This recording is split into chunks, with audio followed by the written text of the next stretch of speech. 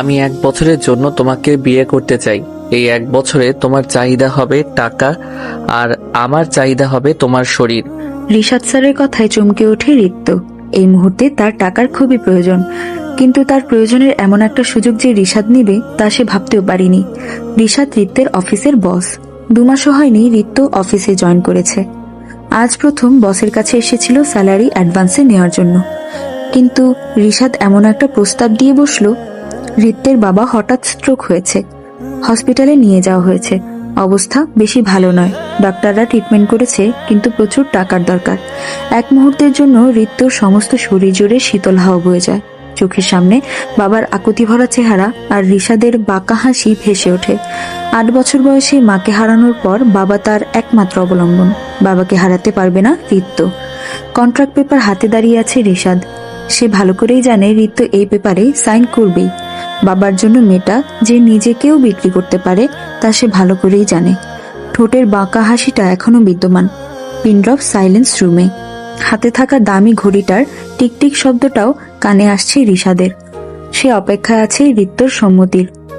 চোখ বন্ধ করতেই বারবার দিব্যের চেহারাটাও ভেসে উঠছে ঋত্যর সামনে। দিব্য ছেলেটা যে বড্ড ভালোবাসে তাকে। একদিকে বাবা, অন্যদিকে ভালোবাসা। নিঃশ্বাস বন্ধ হয়ে আসছে ঋত্যর। হঠাৎ চোখ খুলল ঋত্য। রিশাদের হাত থেকে কন্ট্রাক্ট পেপার নিয়ে খুব দ্রুত সাইন করে দিল। পেপারটা ছিল ঋত্য আর রিশাদের রেজিস্ট্রি পেপার, এবং একই সাথে 1 বছরের কন্ট্রাক্ট পেপার। সাইন করার সাথে সাথেই রিশাদ ফোন বের করে কাউকে কল দিল। রিশাদ ফোনে কথা বলছে। রিশাদের সামনেই দাঁড়িয়ে আছে ঋত্য। দিব্যর চিন্তায় মাথাটা বারবার চক্কর দিয়ে উঠছে। ধীরে ধীরে চোখ ঝাপসা হয়ে আসলো। পড়ে যাওয়ার শব্দে পেছনে তাকিয়ে ঋত্যকে মেঝেতে পড়ে থাকতে দেখলো রিশাদ। ফোন রেখে ঋত্যর কাছে দৌড়ে এলো সে। ঋত্যকে কোলে করে সোফায় শুয়ে দিল। ঋত্যর গোছালো চেহারার সাথে এলোমেলো চুলের কম্বিনেশনটা পছন্দ হলো না রিশাদের। আলতো করে ঋত্যর চুলে হাত বুলিয়ে দিল রিশাদ। বাবা! চিৎকার দিয়ে উঠে বসলো ঋত্য। আশেপাশে তাকিয়ে উপলব্ধি করলো ঘরটা তার নয়। বিশাল আলিশান একটা গোছালো রুম। ওয়ালে রিশাদের বেশ কিছু ফটো টানানো। বেডসাইড টেবিলেও রিশাদের একটা ফটো। ঋত্যর বুঝতে সময় লাগলো না সে রিশাদের বাড়িতে। আশেপাশে তাকিয়ে নিজের ফোন খুঁজতে লাগলো ঋত্য, কিন্তু পেল না। ফোনের কথা বলতে বলতে রুমে ঢুকলো রিশাদ, আর রুমে ঢুকে দেখলো ঋত্য কিছু একটা খুঁজছে। কথা শেষ করে ফোন পকেটে ঢুকালো রিশাদ। ফোন বালিশের পাশে আছে। ধন্যবাদ। ফোন পেয়ে উচ্ছ্বাসিত হয়ে ফোন নিয়ে বারান্দায় চলে যায় ঋত্য। আজ স্বাধীনতা উপভোগ করে নাও ঋত্য। কাল থেকে রিশাদের খাঁচায় বন্দি হতে চলেছ তুমি। তুমি আর তোমার বাবা মিলে যা করেছ সবকিছুর শাস্তি আমি দেব তোমাদের। মৃত্যুর জন্য কাতরাবে তোমরা, কিন্তু রিশাদ আফসানের থেকে মুক্তি পাবে না। এবার হবে খেলা শুরু। Get ready for a war, Mrs Ritya, Rishad, Afsan. কথাগুলো বলে বাঁকা হেসে বারান্দায় থাকা ঋত্যর দিকে তাকায় রিশাদ। এটা তুমি কি করলে ঋত্য? আমাকে ভালোবাসার স্বপ্ন দেখে রিশাদকে বিয়ে করতে কি করে পারলে তুমি? দিব্য বাবা, তুই শান্ত হ। আমরা তোর জন্য ওর চেয়েও ভালো মেয়ে দেখব। না বাবা, আমার ঋত্যকেই চাই। ও এখন অন্য কারো বিবাহিতা স্ত্রী। বাবা, আমার রাস্তার বাধা হয়ে এসো না, নয়তো তোমার কালো অতীতটা আমার অজানা নয়, আর সেই অতীতটাকে পৃথিবীর সামনে তুলে ধরতে আমার দুবার ভাবতে হবে না। দিব্য, বাড়াবাড়ি করিস না, তোর বাবা আমি। বিধান মাহমুদের কথায় রেগে গিয়ে তার গলা চেপে ধরল দিব্য। ছটফট করতে লাগলেন তিনি। কয়েক সেকেন্ডের বাদে বিধান মাহমুদকে ছেড়ে চোখ গরম করে তাকালো দিব্য। ছেলের এতটা অবনতির জন্য মনে মনে নিজেকে দায়ী করে উপরের ঘরের দিকে এগোলেন বিধান মাহমুদ। বাবার সাথে কথা বলে মনে স্বস্তি পেল ঋত্য, তবে সে স্বস্তির মাত্রা খুবই কম, যেন মরুভূমির তীব্র গরমে এক ফোঁটা পানি জিহ্বায় পড়েছে। ঋত্য, যাও রেডি হয়ে এসো। রেডি? মানে? Gate ready for A crazy romantic night baby. Sir, please আমাকে একটু সময় দিন। টাইম দেওয়ার জন্য আমি তোমাকে বিয়ে করিনি, damn it. Just get ready for tonight. কথাটা বলে রুম থেকে বেরিয়ে গেল রিশাদ। রিশাদের বেরিয়ে যাওয়ার সাথে সাথে মেঝেতে বসে পড়ল ঋত্য। বাবার জন্য নিজেকে একটা ভদ্ররূপী পশুর কাছে নিজেকে সমর্পণ করতে চলেছে ঋত্য। ঘড়ির কাঁটা জানান দিচ্ছে সন্ধ্যা 6:30 বাজছে। উঠে আলমারির কাছে গিয়ে দাঁড়ালো ঋত্য। আলমারি খুলতেই দেখতে পেল হ্যাঙ্গারে ঝোলানো বেশ কয়েকটা দামি শাড়ি। এত দামি শাড়ি শেষ কবে পরেছিল ঋত্যর তার মনে নেই। আলমারি থেকে কালো রঙের একটা শাড়ি বের করলো ঋত্য, সাথে হাত কাটা ব্লাউজ, পেটিকোট। আলমারি সবগুলো শাড়ির ব্লাউজই হাত কাটা। বিষয়টা ঋত্যের মাঝে বেশ অস্বস্তি সৃষ্টি করলো। রাত প্রায় 11টায় বাড়ি ফিরল রিশাদ। ফাঁকা বাড়িতে পিন পতন নীরবতা। কাজের লোকরাও সন্ধে নামলে চলে যায়। বাড়িতে এখন শুধু রিশাদ আর ঋত্য। সশব্দে নিজের রুমে ঢুকলো রিশাদ। লাইট অন করতেই চোখে পড়ল বিবর্ণ বিষণ্ণ চেহারায় কালো শাড়ি পরিহিতা ঋত্যকে। চেহারায় বিষণ্ণতার সাজসজ্জা বিরক্ত করলো রিশাদকে। স্যার, শরীয়ত মোতাবেক আমাদের বিয়ে হয়নি, অন্তত ইসলামের বিধি মেনে বিয়েটা করে নিলে। আমি বিশ্বাস করি না এসব শরীয়তে। আমি আমার রক্ষক আর আমি আমার মালিক। মুখে বললেই সত্যি বদলে যায় না স্যার। এই সৃষ্টির জগতে মালিক একজনই, তিনি মহান আল্লাহ। Just shut up. এটা খাও। কি এটা? যাই হোক, খেতে বলছি, খাবে। কথাটা বলে ঋত্যর দিকে একটা জুস টাইপ কিছু বাড়িয়ে দেয় রিশাদ। রিশাদের ধমকে চুপ হয়ে যায় ঋত্য। চুপচাপ জুসটা খেয়ে নেয় ঋত্য। ধীরে ধীরে ঋত্যর দিকে এগোতে থাকে রিশাদ। ঋত্য ঢোক গিলতে লাগে। প্রথম কোনো ছেলে তার থেকে মাত্র 2 ইঞ্চির দূরত্বে দাঁড়িয়ে আছে। এটা যেন বেশ অস্বস্তিতে ফেলেছে তাকে। দু চোখ বন্ধ করে ফেলল ঋত্য। চোখ বুঝতেই ভেসে উঠল দিব্যর চেহারা। সাথে সাথে রিশাদকে ধাক্কা দিয়ে দূরে সরাতে চাইল ঋত্য, কিন্তু পারল না। ধীরে ধীরে নিস্তেজ হয়ে জ্ঞান হারালো ঋত্য। ঋত্যকে কোলে করে বিছানায় শুয়ে দিল রিশাদ। ঋত্যর শাড়ি কাঁধের থেকে খানিকটা সরিয়ে দিল, ব্লাউজও খানিকটা ছিঁড়ে দিল। এরপর ক্লিপ দিয়ে ঋত্যর পেটে আঘাত করলো। মুহূর্তেই ঋত্যর ফর্সা পেট লাল হয়ে উঠল। একইভাবে ঋত্যর গালেও আঘাত করলো রিশাদ। ঋত্যকে ছেড়ে এবার নিজের শার্টটা খুলল রিশাদ। ঋত্যর নখ দিয়ে নিজের বুকে আঁচড় দিল। তারপর সেভাবেই ঋত্যকে বুকে নিয়ে কম্বল জড়িয়ে নিল। ঘুম থেকে উঠে নিজেকে আপত্তিকর অবস্থায় রিশাদের বুকে পেল ঋত্য। রিশাদের উন্মুক্ত বুকে দমবন্ধ হয়ে আসছিল ঋত্যর, কিন্তু রিশাদ এতটাই শক্ত করে ধরেছে যে ঋত্য ছাড়াতেও পারছে না। রিশাদের বুকের দিকে তাকাতেই দেখতে পেল আঁচড়ের দাগ। চমকে উঠল ঋত্য। তার মানে রাতে আমরা কি করে করতে পারলাম আমি এটা? এতটাই চাহিদা আমার দিব্যকে ছেড়ে অন্য একটা ছেলের সাথে? কথাগুলো ভাবতেই চোখ থেকে পানি গড়াতে লাগলো ঋত্যর। টপ টপ করে রিশাদের বুকে পড়তে লাগলো ঋত্যর চোখের পানি। বুকে পানির স্পর্শ পেয়ে চোখ মেলে তাকালো রিশাদ। চোখ মেলতেই দেখতে পেল ঋত্যর কান্নারত চেহারা। বাঁকা হেসে রিশাদ বলল, রাতে আবেদনময়ী আর সকালে দেবদাসের পারো। আজব মেয়ে তো তুমি। রিশাদের কথায় ঘৃণায় গা গুলিয়ে আসে ঋত্যর। উঠে যেতে ধরে, কিন্তু রিশাদ ঋত্যকে বুকে চেপে ধরে রাখে। ঋত্যর কানে কানে বলে, শাড়িটা ঠিক করে বের হও। রাতে তো কেউ ছিল না। আমার সামনে খুললে অসুবিধা নাই, কিন্তু কাজের লোকদের সামনে এভাবে গেলে তারা তোমাকে আমার বউয়ের চেয়ে রক্ষিতার নজরে বেশি দেখবে। বলে ঋত্যকে ছেড়ে ওয়াশরুমের দিকে এগোয় রিশাদ। আর ঋত্য ঘৃণার চোখে তাকিয়ে থাকে রিশাদের দিকে।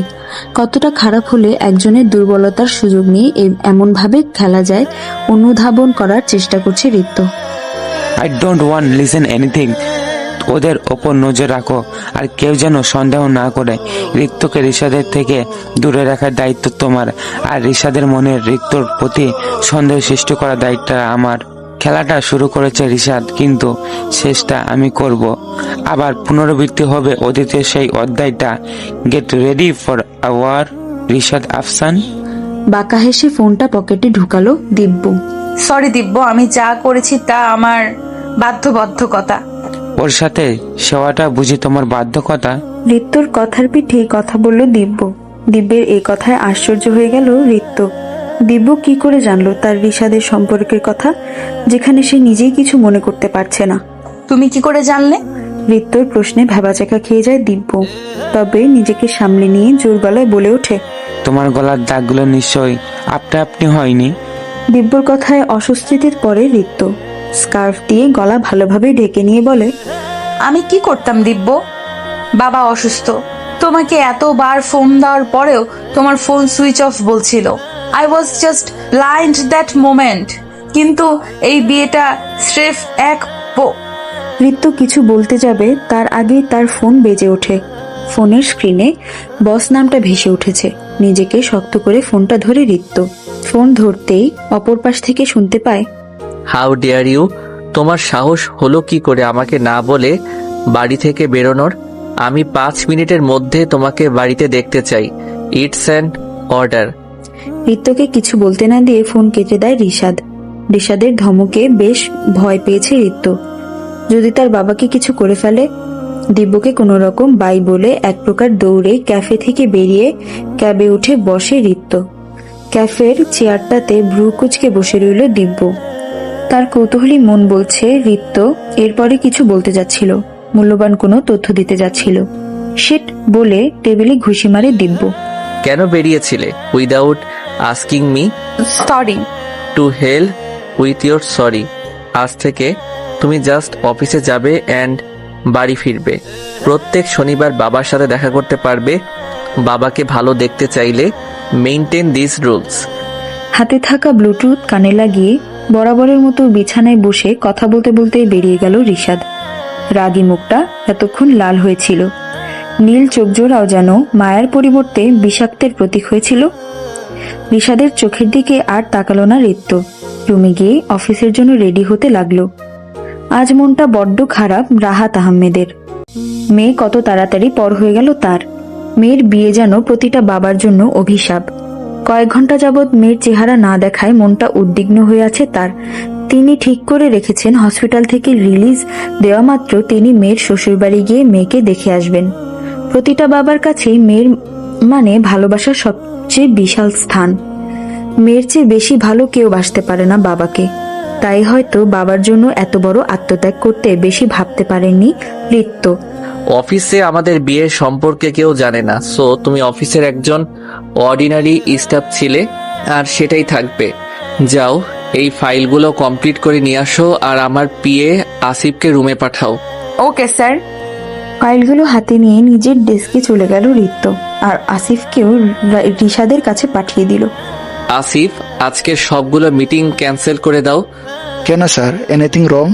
No, everything is fine, but আমি আজ দুপুরে অফিসে থাকবো না, বিকালে আসবো। ততক্ষণে মিস ঋত্যকে সব কাজ কমপ্লিট করে আমার কেবিনে সাবমিট করতে বলবে। Okay sir. আসিফকে সব বুঝিয়ে দিয়ে অফিস থেকে বেরিয়ে যায় রিশাদ। অফিস থেকে বেরিয়ে হুডি সহ কালো জ্যাকেটে নিজেকে জড়িয়ে নেয়। নিজের গাড়ি নেওয়ার ভুলটা করে না। একটা শোরুম থেকে অতিরিক্ত টাকা নিয়ে একটা বাইক কিনে ডকুমেন্টস ছাড়া বাইকটা নিয়ে নিজের কাজে লেগে পড়ে রিশাদ। প্রথমে যায় হেলথ কেয়ার হসপিটালে, যেখানে ঋত্যর বাবা রাহাত আহমেদকে রাখা হয়েছে।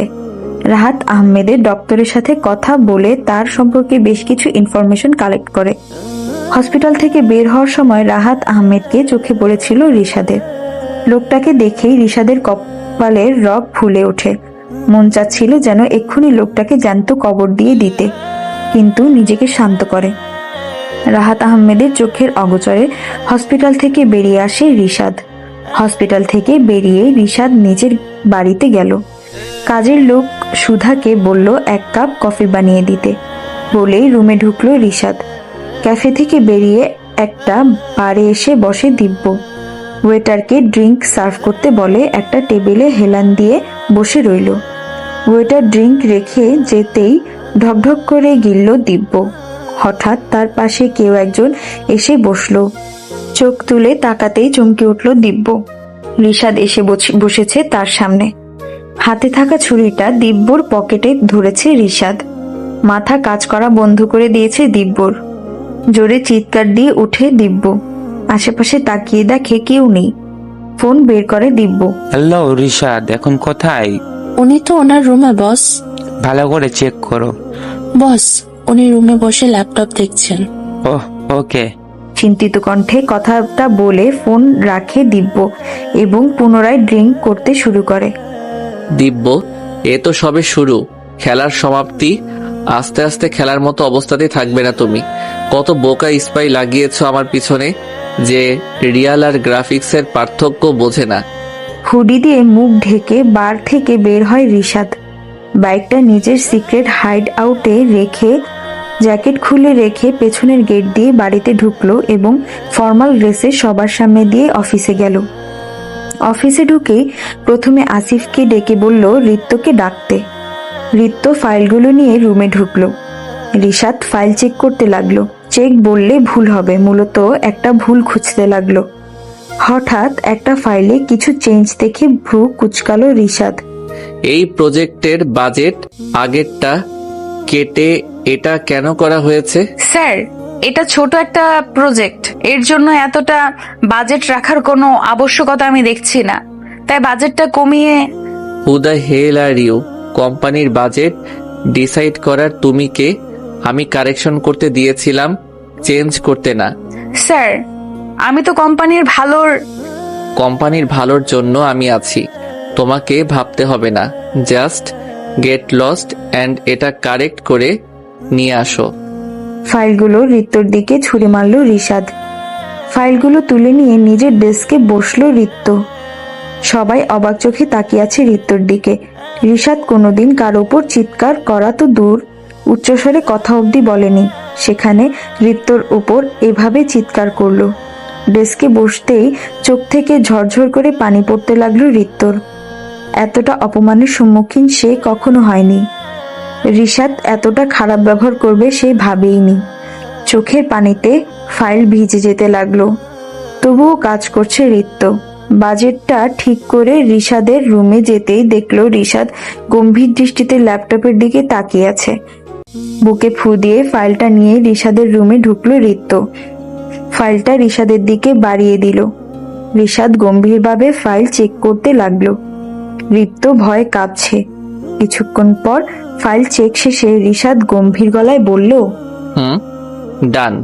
5টা বেজে গেছে, বাসায় যাও এখন। হ্যাঁ, আমি তোমাকে নিয়ে যাব, এটা এক্সপেক্টও করো না। ক্যাব বুক করো, এখন যাও। আপনার থেকে সেটা আমি এক্সপেক্টও করি না। মনে মনে বললেও মুখে বলার সাহসটা পেল না রিত্ত। চুপচাপ রিশাদের কেবিন থেকে বের হয়ে গেল। এই যে ফুলকলি, এ তো দেখি হুড়ফুড়ি রাস্তায় নেমে এসেছে। রাস্তার এক কোণে গুটিসুটি মেরে দাঁড়িয়ে আছে রিত্ত। 5টায় অফিস থেকে বেরিয়েছিল, এখন 7টা বাজে। ক্যাব তো আসছেই না, তার উপর একটা গাড়ি অব্দি নেই রাস্তায়। হাঁটতে হাঁটতে অফিস থেকে বেশ দূরে একটা নির্জন রাস্তায় এসে পড়ে রিত্ত। সামনে থাকা ছেলেগুলো বারবার তার দিকে অশ্লীল কথা ছুটছে। কিছুই করার নেই রিত্তর। এইসব রাস্তার ছেলেদের সাথে ঝগড়া করতে গেলেই বিপত্তি। চুপচাপ এক কোণে দাঁড়িয়ে ক্যাবের অপেক্ষা করছে রিত্ত। চোখ তুলে তাকাতেই দেখতে পেল রিশাদের গাড়ি। মনে একটা ক্ষীণ আশার সৃষ্টি হলো, হয়তো রিশাদ স্ত্রীর মর্যাদা না দিলেও একজন নারীর সম্মান রক্ষায় তার সাহায্য করবে। কিন্তু সেই ক্ষীণ আশার আলোটাও চোখের পলকে নিভে গেল। সব দেখেও না দেখার ভান করে গাড়ি নিয়ে চলে গেল রিশাদ। রিশাদের এই প্রতিক্রিয়ায় কান্না আটকাতে পারছে না রিত্ত। কোনো মতে নিজেকে শক্ত করে সামনে এগোতে নেয়, কিন্তু বখাটে ছেলেগুলো চারপাশ থেকে ঘিরে ধরে রিত্তকে। আরে মামা, বাকি তো দেখি ফুরুত হওয়ার ধান্দায়। হতে দিলে তো চলো তো মামানি, আমাদের সাথে চলো। এ কি, এই মেয়ের মুখ দিয়ে তো দেখি কথাই বেরোয় না। এমন মেয়ে তো চাই। ওকে ধর কেউ। ছেলেগুলো রিত্তর হাত ধরে টানাটানি শুরু করে। মস্তিষ্ক সম্পূর্ণ ব্ল্যাঙ্ক হয়ে গেছে রিত্তর। এমন পরিস্থিতিতে কখনোই পড়েনি রিত্ত। চোখ বুজে নিজেকে আত্মসমর্পণের জন্য প্রস্তুত হয় রিত্ত, কিন্তু হঠাৎ অনুভব করে ছেলেগুলো তার হাত ছেড়ে দিয়েছে। একবারের জন্য ভেবেছিল রিশাদ এসেছে, কিন্তু চোখ খুলে আসিফকে দেখে রিশাদকে নিয়ে আর কিছু ভাবতে মন চায় না। ছেলেগুলোকে পুলিশের ট্রিট দিতেই ওরা পালিয়ে যায়। আসিফ রিত্তর দিকে এগিয়ে এলো। মিস রিতু, চলুন আমি বাইকে করে আপনাকে পৌঁছে দিয়ে আসি। আমার সাথে গেলেই তো উনি জানতে পারবে আমি স্যারের গাড়িতে থাকি, প্রবলেম হয়ে যাবে। না থাক, লাগবে না, ধন্যবাদ আপনাকে। ক্যাব এক্ষুনি চলে আসবে। ওকে, ক্যাব না আসা পর্যন্ত আমি ওয়েট করছি। 15 মিনিটের মাথায় ক্যাব আসে। রিত্তকে ক্যাবে বসিয়ে আসিফ নিজেও বাইকে বসে। হেলমেটটা লাগাতেই আসিফের ফোনে রিশাদের ফোন আসে। ফোনটা রিসিভ করে কানে ধরে আসিফ। ওকে ক্যাবে তুলে দিয়েছো? জি স্যার, কিন্তু সামান্য একটা এমপ্লয়ির জন্য এসব কেন? ও একটা মেয়ে, তারপর একজন এমপ্লয়ি। কিন্তু স্যার, আপনিও তো বাঁচাতে পারতেন। বেশি কথা বাদ দাও, বাড়ি যাও অ্যান্ড কাল টাইমলি অফিসে আসবে। Okay sir. ফোন রেখে মুচকি হাসে রিশাদ। রিত্ত রিত্তর চেহারায় দেখা ভয়টা প্রতি মুহূর্তে থাকবে ওর চেহারায়। আজ তো সবে শুরু। ছেলেগুলোকে ওদের পেমেন্টটা দিতে হবে। তবে এই ছেলেগুলো ওভার অ্যাক্টিং করেছে। রিত্ত কাঁদছিল। এনিওয়ে, রিত্তর যা হয় হোক, আই ডোন্ট কেয়ার। একা একাই বকবক করছে রিশাদ। বাড়িতে ঢুকতেই বরাবরের মতো নীরবতা অনুভব করে রিশাদ। এই নিস্তব্ধ পরিবেশটা বেশ উপভোগ করে রিশাদ। টাইটা লুজ করতে করতে সিঁড়ি দিয়ে উপরে উঠে সে। সামান্যতম দায়িত্ববোধও কি এক্সপেক্ট করতে পারি না আপনার থেকে? ওয়াইফ হিসেবে না হোক, একটা মেয়ে হিসেবে তো আমাকে বাঁচাতে পারতেন। কিন্তু না, আপনি তো দেখেও না দেখার ভান করলেন। এতটা খারাপ যে মানুষ হয় তা আপনাকে না দেখলে জানতাম না। অবশ্য আপনাকে তো মানুষ বলাও যায় না। যে ব্যক্তি সৃষ্টিকর্তাকে বিশ্বাস করে না সে মানুষ হতেই পারে না। আপনি একটা জড় বস্তু, যার কোনো অনুভূতি শক্তিই নেই। একটা রাস্তার কুকুরকে কাতরাতে দেখলেও মানুষের মনে দয়া হয়, আর সেখানে আমি মাঝ রাস্তায় কাঁদছিলাম, তাও আপনার দয়া হয়নি। এতটা নিষ্ঠুরতা আপনার মাঝে! চিৎকার করে এক নাগারে কথাগুলো বলে ফেলল রিত্ত। টেবিলে থাকা পানির গ্লাসটা রিত্তর দিকে বাড়িয়ে দিয়ে রিশাদ বলল, এই সমস্ত ফ্রাস্ট্রেশন আমার উপর না ঝেড়ে যদি এখান থেকে দুটো লাইনও চিৎকার করে ওই ছেলেগুলোর উপরে ঝাড়তে, তাহলে রাস্তায় দাঁড়িয়ে কাঁদতে হতো না। তোমরা মেয়েরা নিজেদের দুর্বল দেখাও বলেই তোমাদের দুর্বল ভাবা হয়। যেখানে তুমি নিজে আত্মসমর্পণ করেছিলে সেখানে তোমাকে বাঁচানোর আমি কে? অ্যান্ড লিসেন, নেক্সট টাইম থেকে রিশাদ আফসানের সাথে উঁচু গলায় কথা বলার আগে নিজের বাবার অবস্থা ভেবে নিও। রিশাদের কথার বিপরীতে কিছু বলার মতো খুঁজে পায় না রিত্ত। প্রতি মুহূর্তে অপমান আর থ্রেট করে চলেছে ছেলেটা তাকে। কোনোভাবে এই একটা বছর কেটে গেলেই হয়। রিশাদের খবর কি? বস, রিশাদ রাতে কাউকে বাড়িতে রাখে না। যা জানার সকালে জানতে পারবো। রিত্ত ও রিশাদের মধ্যে সত্যিই কি কিছু হয়েছে? হ্যাঁ বস, আমি নিজের চোখে সকালে দেখছি রিক্ত আর রিশাদের অবস্থা। দুজনে হয়েছে, থাক। ও তো রসে বলতে হবে না। যা কাজ দিচ্ছি সেটা কর। ফোন কেটে দিতেই বিধান মাহমুদ দিব্যর ঘরে ঢোকে। দিব্য চোখ বন্ধ করে রকিং চেয়ারে হেলান দিয়ে বসেছিল। দেব্য শোন, ঋতুর চিন্তা তুই বাদ দে। ও এখন বিবাহিত। আমি ওর জন্য এত কিছু করেছি, আর তুমি বলছো সব বাদ দিতে? আমাকে এসব শেখাচ্ছ। এই শিক্ষা তখন কোথায় ছিল যখন তুমি রায়ানা? দিব্য, তোকে বারবার বলেছি অতীতকে ঘাঁটবি না। অতীতে আমি খারাপ ছিলাম, কিন্তু তার মানে এই নয় যে সারা জীবন খারাপ হয়ে বাঁচতে হবে। আমি ঋতুকে বিয়ে করবই, অ্যান্ড দ্যাটস মাইন অবলিগেশন। ভালোবাসায় জেদের কোনো স্থান নেই দিব্য। একদিন বুঝবি সেটা, কিন্তু তখন হয়তো পরিস্থিতি হাতের বাইরে থাকবে। জাস্ট লিভ মি অ্যালোন বাবা। বিধান মাহমুদ বেরিয়ে যেতেই দু হাতে মাথা চেপে ধরে দিব্য। বারবার চোখের সামনে ভেসে ওঠে রিত্তর মুখটা। রিত্তর চোখ জোড়া, রিত্তর সাথে কথা বলার জন্য সারাক্ষণ ছটফট করা, কিন্তু কথা বলার সাহস না পাওয়া শৈশবটা। এসব ছিল সুমধুর স্মৃতি, কিন্তু এরপরে যে স্মৃতিতে যুক্ত হয় তিক্ততা। তিক্তময় অতীতের প্রতিদানে রিত্তকে পেয়েও যেন হারাতে বসেছে দিব্য। আজ ভয় হচ্ছে দিব্যর, রিত্তকে সারা জীবনের জন্য হারিয়ে ফেলার ভয়। ভালোবাসার সংজ্ঞা হয়তো এমনই। প্রথম প্রেমে পড়া ছটফটানিটা পরবর্তীতে নিতান্তই বোকামি মনে হলেও এই ছটফটানিটাই ঠোঁটের মুচকি হাসির কারণ। আর দিন শেষে বিচ্ছেদের ছটফটানিটা হৃদয়ে জমে থাকা কষ্টগুলোর আজীবন জীবিত থাকার সাক্ষী। রাতে রিশাদ রিত্তর রুমের দিকে যায়নি। রিত্ত অফিসের কাপড় পরে শুয়ে পড়ে, কিন্তু ঘুমের মাঝেই হৃদস্পন্দনের ঊর্ধ্বগতিটা বহাল থাকে। রিশাদ কিছুতেই ঘুমাতে পারছে না। ঘুম জিনিসটার সাথে তার সম্পর্ক বরাবরই আদায় কাজকলায়। কেন যেন রাতটাকে জাগিয়ে রাখতেই ভালোবাসে। স্টোর রুমের দরজাটা আলতো খোলা। ভেতরে রিশাদ দাঁড়িয়ে আছে একটা ফটো ফ্রেমের সামনে। ফটো ফ্রেমটাতে 3টে পরিবার একসাথে দেখা যাচ্ছে। রিশাদের বাবা মা বাদে অপর 2 ফ্যামিলির সবার মুখ রেড মার্ক দিয়ে আঁকা টার্গেট বৃত্তের মাঝে। নিষ্ঠুর দৃষ্টিতে তাদের দিকে তাকিয়ে আছে রিশাদ। কষ্ট কি তোমরা খুব শীঘ্রই বুঝবে। তিলে তিলে কষ্ট দিয়ে মারবো তোমাদের। আমার বাবা মার শরীর থেকে ছড়া প্রতি ফোঁটা রক্তের হিসাব নেব আমি তোমাদের থেকে। আমার নেক্সট টার্গেট তুমি, বিধান মাহমুদ। ঠোঁটের কোণে অদ্ভুত এক হাসি ফুটে রিশাদের। এই হাসিটা প্রতিশোধের এক নির্মম খেলা শুরুর হাসি এটা। আচমকা দরজার পাশে থাকা ফ্লাওয়ার ভাস পড়ার শব্দ পেলে রিশাদ আচমকে দরজার দিকে তাকায়। বাড়িতে তো রিত্ত ছাড়া কেউ নেই। তবে কি রিত্ত ছিল? রিত্ত সব শুনে ফেললো না তো? ও সব জেনে গেলে সব খেলা নষ্ট হয়ে যাবে আমার। চিন্তিত কণ্ঠে কথাগুলো বলে দরজার দিকে এগুলো রিশাদ। রিশাদ স্যার, এই সময় স্টোর রুমে কি করছিলেন? শালা ভাসটা ভাঙার আর সময় পেল না। স্যার কি আমাকে দেখে ফেললো? ইয়া মাবুদ, রক্ষা করো। তাড়াতাড়ি কাঁথা মুড়ি দিয়ে শুয়ে পড়ে রিক্ত। ভয়ে হাত পা কাঁপছে তার। কেন যে এই রাতের বেলা পানি খেতে উঠেছিল ভেবে নিজেকে দোষারোপ করতে লাগলো। আর উঠেছে তো উঠেছে, স্টোর রুমের দিকে যাওয়ার কি দরকার ছিল? নিজের উপর মেজাজ খারাপ করে দাঁত দিয়ে নখ কামড়াচ্ছে রিক্ত। রিশাদ রিক্তর রুমে এসে দেখলো লাইট অফ আর রিক্ত কাঁথা মুড়ি দিয়ে শুয়ে আছে। রিশাদ আর বেশি না ভেবে গেস্ট রুমের দিকে গেল, তবে নিজেকে কিছুতেই স্থির করতে পারল না। রিত্য কি আদৌ এসেছিল আমার রুমে, নাকি আমি বেশি ভাবছি? না, এই মেয়ের উপর নজর রাখতেই হবে। অতীতের ভুলটা আর করা যাবে না। খেলাটা আমাকে জিততেই হবে। পকেটে হাত ঢুকিয়ে ভাবতে থাকে রিশাদ। স্যার, আজ অফিসে ইম্পর্টেন্ট মিটিং আছে। দিব্য স্যার তো আসবে না বলেছেন, আপনি যদি আসতেন। মিটিংটা কি খুবই জরুরি? জি স্যার। ঠিক আছে, আমি আসছি। ফোন রেখে অফিসে যাওয়ার জন্য রেডি হতে লাগেন বিধান মাহমুদ। একটা সময় টাকার পেছনে কত ছুটেছেন, অথচ এখন সেই টাকাকেই দু চোখ সহ্য করতে পারে না। স্যার, বিধান মাহমুদ অফিসে যাওয়ার জন্য রেডি হচ্ছে। অপর পাশ থেকে তথ্যটা পেতেই বাঁকা হেসে ফোন রাখলো রিশাদ। এর অপেক্ষাতেই তো সে ছিল। অফিসে ঢুকে সবার আড়ালে বের হয়ে যায় রিশাদ, রিক্তকে পূর্বের মতোই একগাদা কাজ চাপিয়ে।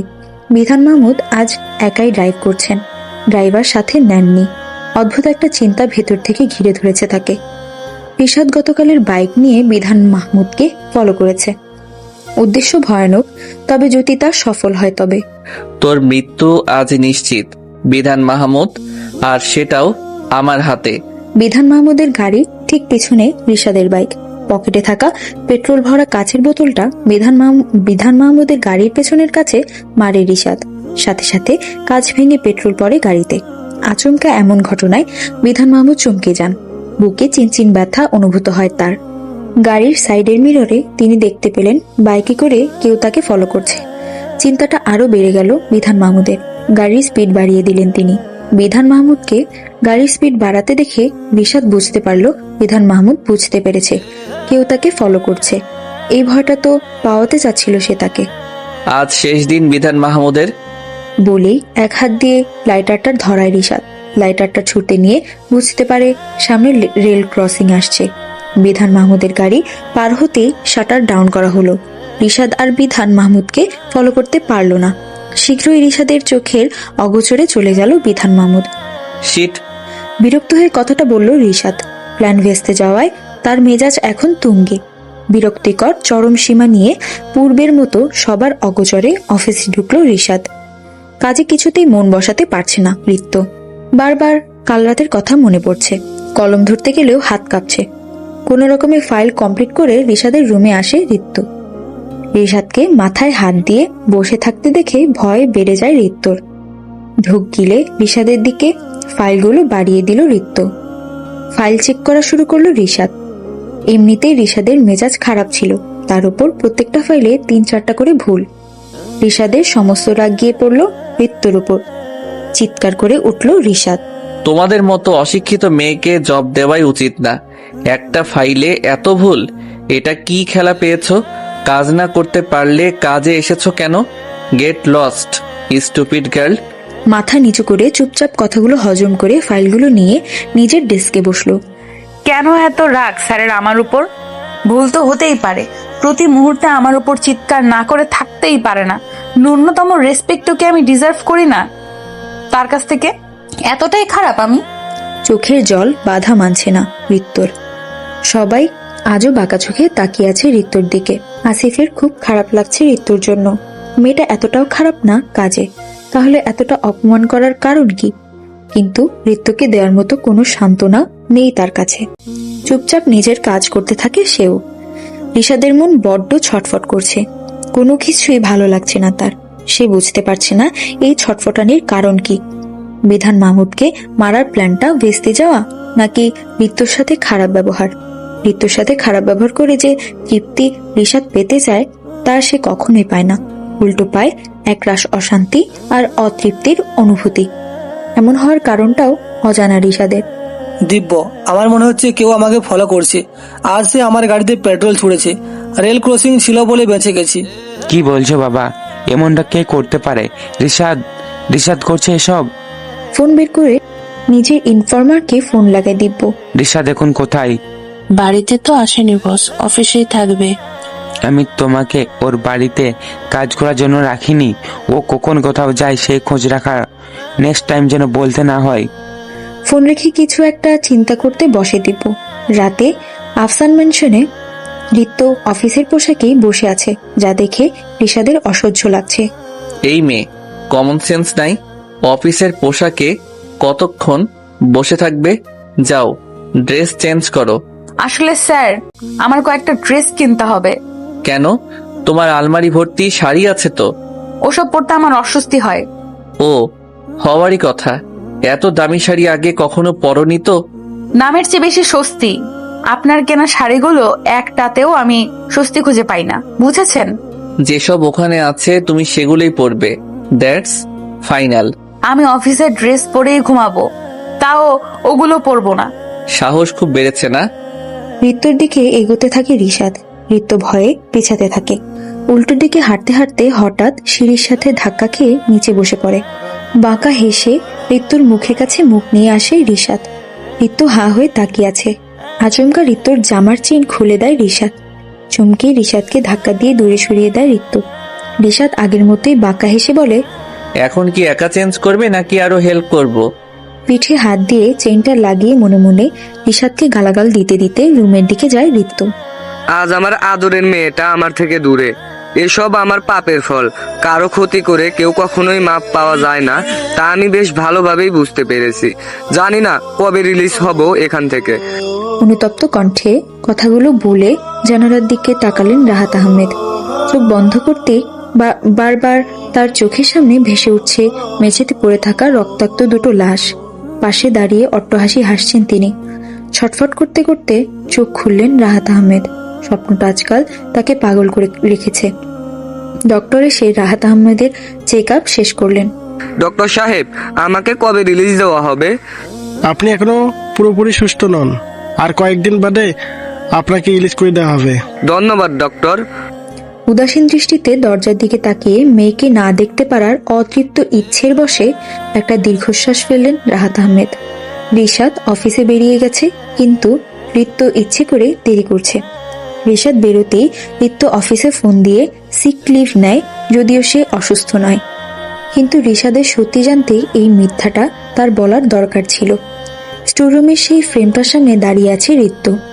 ছবির মানুষগুলোকে চিনতে তার একটুও সময় লাগেনি, কিন্তু চেনার পর থেকেই অজানা আতঙ্কে বারবার কেঁপে উঠছে ঋত্য। অতীত কি তবে সত্যি আমার পিছু ছাড়লো না? চিন্তিত কণ্ঠ ঋত্যর। ফ্ল্যাশব্যাক। রিশাদের বাবা রাহিত আফসান, মা রেহানা আফসান। রিশাদের পরিবারের সাথে বেশ ভালো বন্ধুত্ব ছিল ঋত্যর পরিবারের। ঋত্যর মা ছিল না, বাবা রাহাত আহমেদ ও আর্থিকভাবে সচ্ছল ছিল না। অনেক কষ্টে ঋত্যকে বড় করেছিলেন তিনি। হঠাৎ একদিন রাহিত আফসান রাহাত আহমেদকে নিজের বিজনেস পার্টনার করে নেন। ঠিক সেদিন থেকেই রাগে পড়তে থাকে রাহাত আহমেদের প্রাণপ্রিয় বন্ধু বিধান মাহমুদ। বন্ধুর সাফল্য সহ্য হয় না তার। নানাভাবে রাহাত আহমেদকে প্ররোচিত করতে থাকে সে। সেই সময় রিশাদ, ঋত্য এবং দিব্য খুব ভালো বন্ধু ছিল।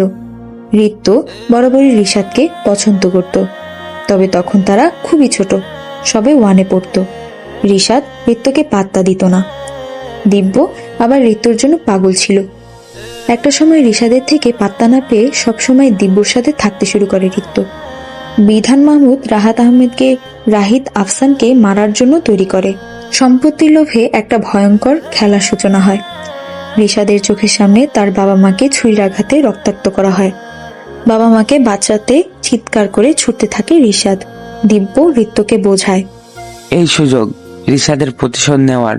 ওই তোকে পাত্তা দেয় না, যা ওকে ধাক্কা দে। শিশুমন ঋত্যর দিব্যর কথার বশে চলে আসে সে। রাস্তার মাঝে রিশাদকে ধাক্কা দিয়ে ফেলে। সামনে থেকে আসা গাড়িটার সাথে ধাক্কা লেগে পড়ে যায় রিশাদ। রিশাদের আঘাত পাওয়ার আনন্দ পায় ঋত্য। দুজন ফিরে আসে বাড়িতে। রিশাদ মারা যায়নি সেদিন। গাড়ির মালিক তাকে বাড়িতে এনে নিজ সন্তানের মর্যাদা দেয়, বড় করে তোলে। সে থেকেই রিশাদের মনে জ্বলছে প্রতিশোধের আগুন। সেই টাকার জন্য রাহাত আহমেদ এত কিছু করেছে, ইনভেস্ট করে তার সমস্তটাই হারিয়েছেন তিনি। রিশাদ অফিসে যেতেই জানতে পারল ঋত্য অফিসে আসেনি। রিশাদের সন্দেহ আরো গভীর হলো যে সে রাতে ঋত্যই ছিল দরজার পাশে। আর সেই সত্যটা জানতে ঋত্য আজ অফিসে আসেনি। অফিস থেকে দ্রুত বেরিয়ে যায় রিশাদ। ঋত্য এখনো স্টোররুমের মেঝেতেই বসে আছে। সে এখনো বিশ্বাস করতে পারছে না এই রিশাদই তার ছোটবেলার ভালো লাগা ছিল। কিন্তু রিশাদের সাথে সে যা করেছে তার কোনো ক্ষমা নেই। বড় হয়ে দিব্যকে সারা জীবন পাশে পেয়ে, দিব্যর ভালোবাসা পেয়ে সেই রিশাদকে ভুলতে বসেছিল। রিশাদ বাড়িতে ঢুকে প্রথমে স্টোর রুমে ঢুকলো এবং যা এক্সপেক্ট করেছিল তাই। ঋত্য স্টোর রুমের মেঝেতে বসে আছে। রাগে রিশাদের চোখ লাল হয়ে আসে। রাগে ঋত্যর চুলের মুঠি ধরে টেনে এনে ফ্লোরে ছুঁড়ে মারে রিশাদ। আচমকা এমন করায় ভ্যাবাচাকা খেয়ে যায় ঋত্য। তবে নিজেকে সামলানোর চেষ্টা করে, কিন্তু পারে না। রিশাদ ঋত্যকে ফ্লোর থেকে টেনে তুলে সিঁড়ির দিকে ছুঁড়ে মারে। ঋত্য যে ব্যথা পাচ্ছে সেদিকে কোনো খেয়াল নেই রিশাদের।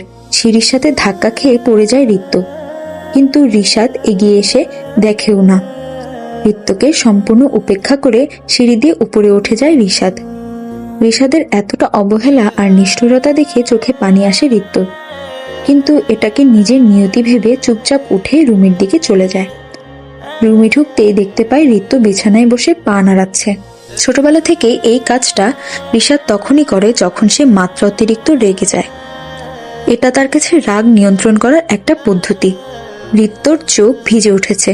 ছোটবেলায় করা একটা ভুল তার জীবনে এভাবে ফিরে আসবে সে কখনোই ভাবেনি। রিশাদ, আমাকে ক্ষমা করে দাও। আমি যা করেছিলাম তা। আমার তোমার চেহারা অবধি দেখার রুচি নেই। 1 বছরের জন্য বিয়ে করেছিলাম কষ্ট দেওয়ার জন্য, কিন্তু তোমার মতো মেয়েকে চোখের সামনে দেখা আমার জন্য বেশি কষ্টের। 2 দিনের মধ্যে তুমি ডিভোর্স লেটার পেয়ে যাবে, তবে ভেবো না এত সহজে তোমাদের ছেড়ে দেব। তোমরা শাস্তি পাবেই, আর এই রিশাদ আফসানের হাতেই পাবে সে শাস্তি। রিশাদ আফসান কাউকে ক্ষমা করে না। রিশাদ, আমার কথাটা তো শোনো। ছোটবেলা থেকেই তোমাকে ভালো লাগতো, আর তুমি আমাকে পাত্তাই দিতে না। সেদিন যখন দিব্য রাইট, দিব্য যা বলবে তুমি তাই করবে। দিব্য যদি বলে কাউকে মেরে ফেলো, তুমি সেটাও করবে। এত ভালোবাসা, I can bear your face, just get lost. ঋত্যকে রুমে রেখে বের করে দিয়ে দরজা বন্ধ করে দিল রিশাদ। মাথাটা ভারী হয়ে আছে তার। ঋত্যকে বিয়ে করে যে প্রতিশোধ নিতে চেয়েছিল তার প্রতি আর বিন্দু মাত্র আগ্রহ নেই রিশাদের। এখন সে এই ঋত্যর মাঝে আগের খুনিটাকে দেখতে পাচ্ছে। এখন ঋত্যকে আরো কষ্ট দেওয়াই রিশাদের উদ্দেশ্য। তবে সবার আগে সে ঋত্যর থেকে ডিভোর্স চায়। মেয়েটাকে নিজের বাড়িতে আর সহ্য করতে পারবে না রিশাদ। দিব্য, কথা শোন আমার। আমি ব্যস্ত বাবা।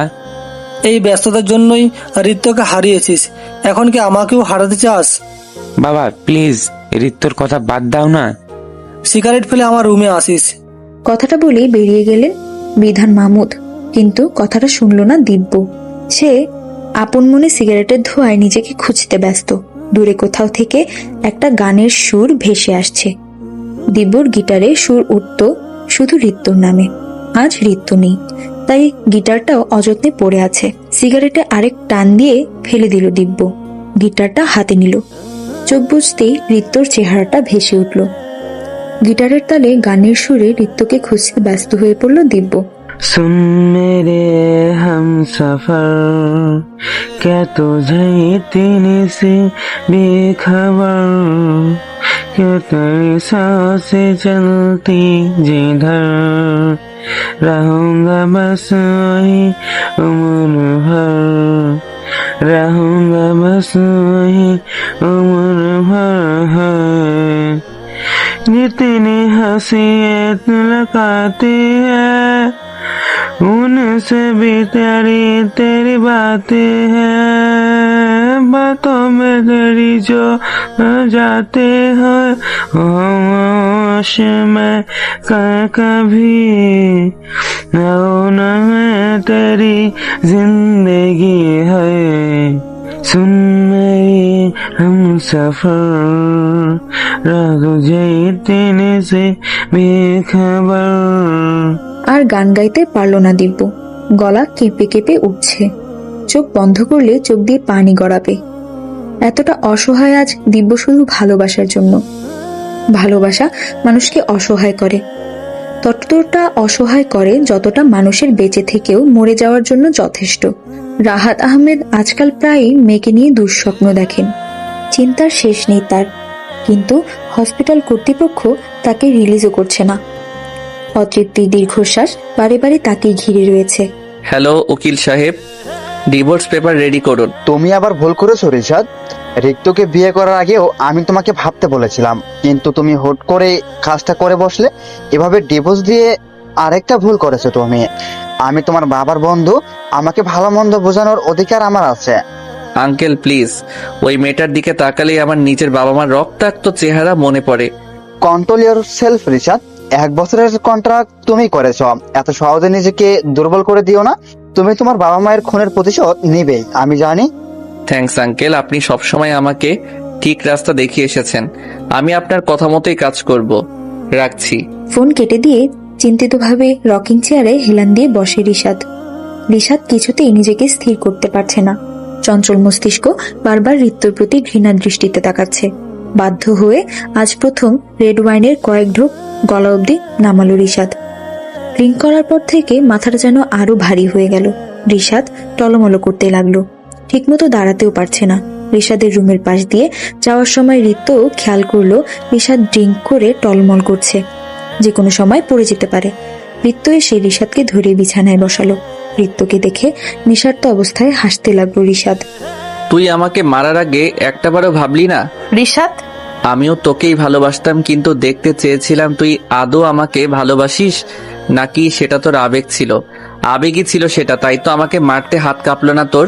না রিশাদ, আমি সত্যিই খুব ভালোবাসতাম তোমায়। ভালোবাসার মানে তুই বুঝতে আদৌ?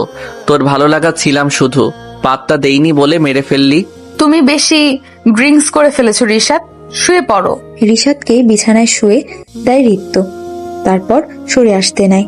ঋত্য সরে যেতে নিলে রিশাদ ওর হাত ধরে টান দেয়। ঋত্য গিয়ে পড়ে রিশাদের বুকের উপর। রিশাদকে এতটা কাছাকাছি দেখে ঘামতে শুরু করে ঋত্য। এমনই একটা মুহূর্তের স্বপ্ন সে প্রায় দেখত, কিন্তু কখনো ভাবেনি সত্যি সে রিশাদের এতটা কাছাকাছি আসতে পারবে। ঋত্য রীতিমতো চোখ বড় বড় করে রিশাদের দিকে তাকিয়ে আছে। ওই কি শুনতে পাচ্ছি তো, আমি কি ঠসা নাকি?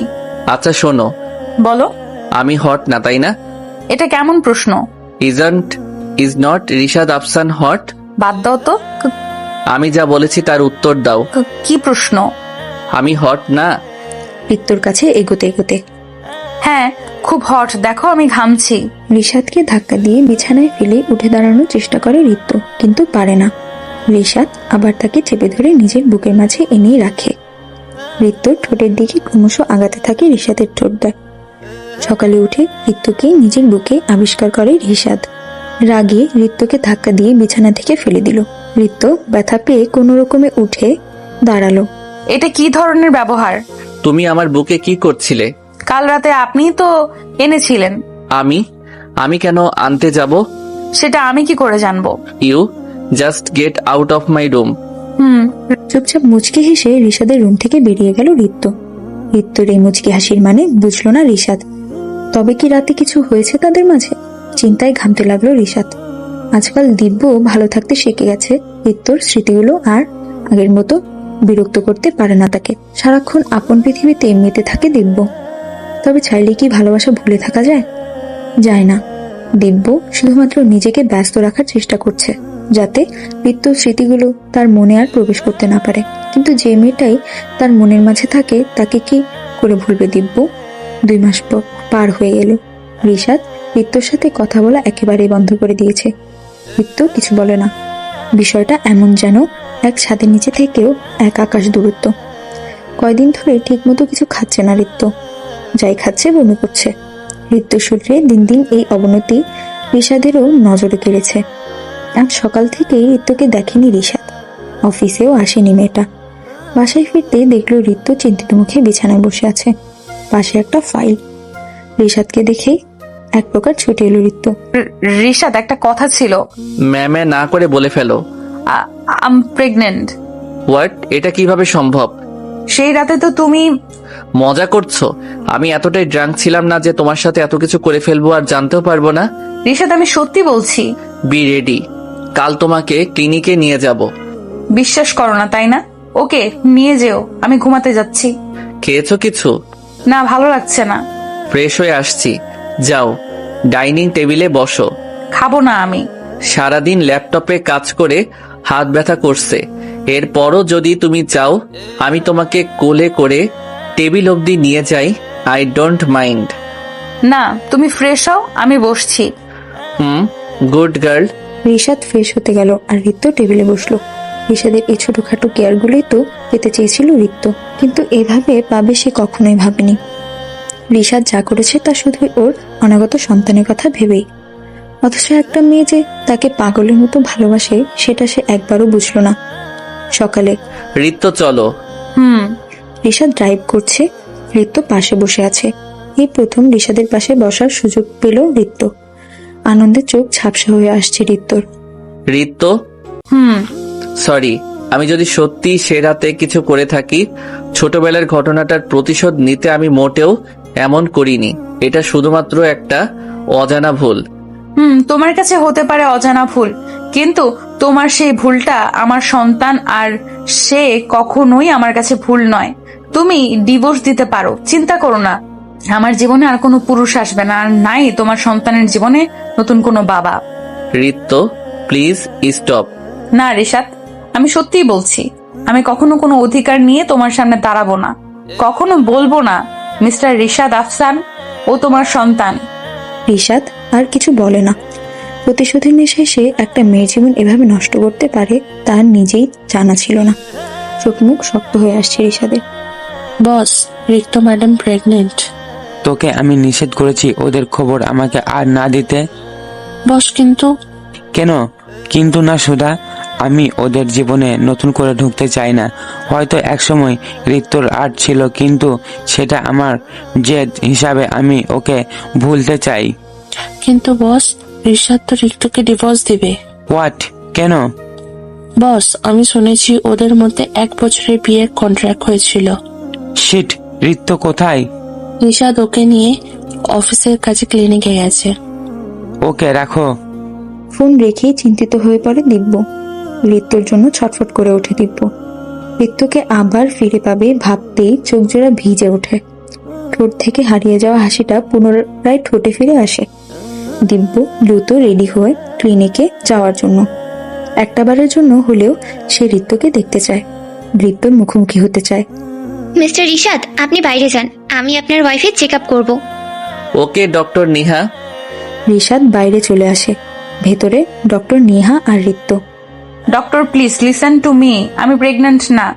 হোয়াট? তাহলে তুমি তোমার হাজবেন্ডকে মিথ্যে কেন বলছো? সম্পর্কটা বাঁচাতে। আমি যদি এই মিথ্যেটা না বলতাম তাহলে ঋষাদ আমাকে ডিভোর্স দিয়ে দিবে। কিন্তু প্রেগনেন্সি নিয়ে মিথ্যে বলাটা অন্যায়। সে তোমাকে ভালোবাসলে ডিভোর্স দেবে না, কিন্তু এই নাটক করে তুমি কতদিন ধরে রাখতে পারবে তাকে? আমি ওকে সত্যিটা বলে দিব ডক্টর, কিন্তু প্লিজ এখন। আমি মিথ্যে বলা শিখিনি মিসেস ঋষাদ আফসান। আমার ঋষাদকে যা বলার আমি তাই বলবো। আপনি এখানেই ওয়েট করুন। Doctor please. ঋত্যকে সম্পূর্ণ উপেক্ষা করে বেরিয়ে যায় ডক্টর। ঋত্য কাঁদতে কাঁদতে বসে পড়ে। ঋষাদকে নিজের কাছে রাখার জন্য শেষ প্রচেষ্টাও কি তবে জলে গেল? ঋষাদ, তোমার ওয়াইফের খেয়াল রেখো, শি ইজ প্রেগনেন্ট। ডক্টরের কথায় চমকে ওঠে ঋত্য। কিছুক্ষণ আগে তো তিনি বললেন সব সত্যি বলে দিবেন, কিন্তু এখন তো তিনি অন্য কথা বলছেন। প্রশ্নবোধক দৃষ্টিতে ডক্টরের দিকে তাকিয়ে আছে ঋত্য। ডক্টর চোখের ইশারায় ঋত্যকে আশ্বস্ত করলো। ঋত্যকে নিয়ে বাড়ি ফিরল ঋষাদ। চিন্তায় মাথায় ঘুরছে ঋষাদের। কি করে এত বড় একটা ভুল করে বসলো সে? ঋত্যকে কষ্ট দিতে গিয়ে আরেকটা নতুন জীবনকে পৃথিবীতে আনতে যাচ্ছে সে, যার বাবা হিসেবে নিজেকে ভাবতেই পারছে না ঋষাদ। ঋষাদের নিজেকে সমাজের একটা নোংরা কীট মনে হচ্ছে। চাহিদার বশে করা একটা ভুল যে কতটা ভয়ানক হতে পারে তা আজ বুঝলো ঋষাদ। কি ঋত্য সত্যি প্রেগনেন্ট? হ্যাঁ বস। ঋত্যর সাথে আমাকে দেখা করতেই হবে, যে করেই হোক। ঋষাদকে কিছুক্ষণের জন্য ঋত্য থেকে আলাদা করতেই হবে। ওকে বস। ফোন কেটে দিয়ে দিব্য ভাবতে থাকে কি করা যায়। হঠাৎ করে দিব্যর মাথায় একটা শয়তানি বুদ্ধি খেলে যায়। সুধাকে ফোন করে নিজের সমস্ত প্ল্যান বলে দিব্য। হঠাৎ করে আননোন নাম্বার থেকে কল এসেছে রিশাদের ফোনে। অপর পাশে থাকা লোকটা বলল বাড়ি থেকে বেরিয়ে সামনের গার্ডেনটায় দেখা করতে, কোনো ইম্পর্টেন্ট নিউজ দেওয়ার আছে। রিশাদ যদিও বিশ্বাস করেনি, তবে কে ফোন করেছে জানার জন্য এসেছে। রিশাদ বের হতেই দিব্য চুপি চুপি ঋত্যর কাছে যায়। দিব্যকে দেখেই মস্তিষ্কে রাগ চড়ে যায় ঋত্যর, কিন্তু এর কারণটা অজানা তার। দিব্য এসে ঋত্যকে জড়িয়ে ধরে। ঋত্য দিব্যর থেকে নিজেকে ছাড়ানোর চেষ্টা চালাচ্ছে। অবশেষে ঋত্যকে ছাড়লো দিব্য। ঋত্য প্লিজ, আমি জানি রিশাদ তোমাকে ছেড়ে দেবে, চলো না আমরা বিয়ে করে ফেলি। তুমি পাগল হয়ে গেছো দিব্য, তোমার আমার বিয়ে কখনোই পসিবল না। তাছাড়া আমি রিশাদের বাচ্চার মা হতে চলেছি। আমার কোনো অসুবিধা নেই ঋত্য, আমি তোমাকে তোমার সন্তান সহ আপন করে নিব। দিব্য তুমি কেন বুঝছো না, আমি ভালোবাসি রিশাদকে। ও, ছোটবেলার ভালোবাসাটা জেগে উঠছে তাহলে, কিন্তু আমার সাথে এত নাটক করার কি দরকার ছিল?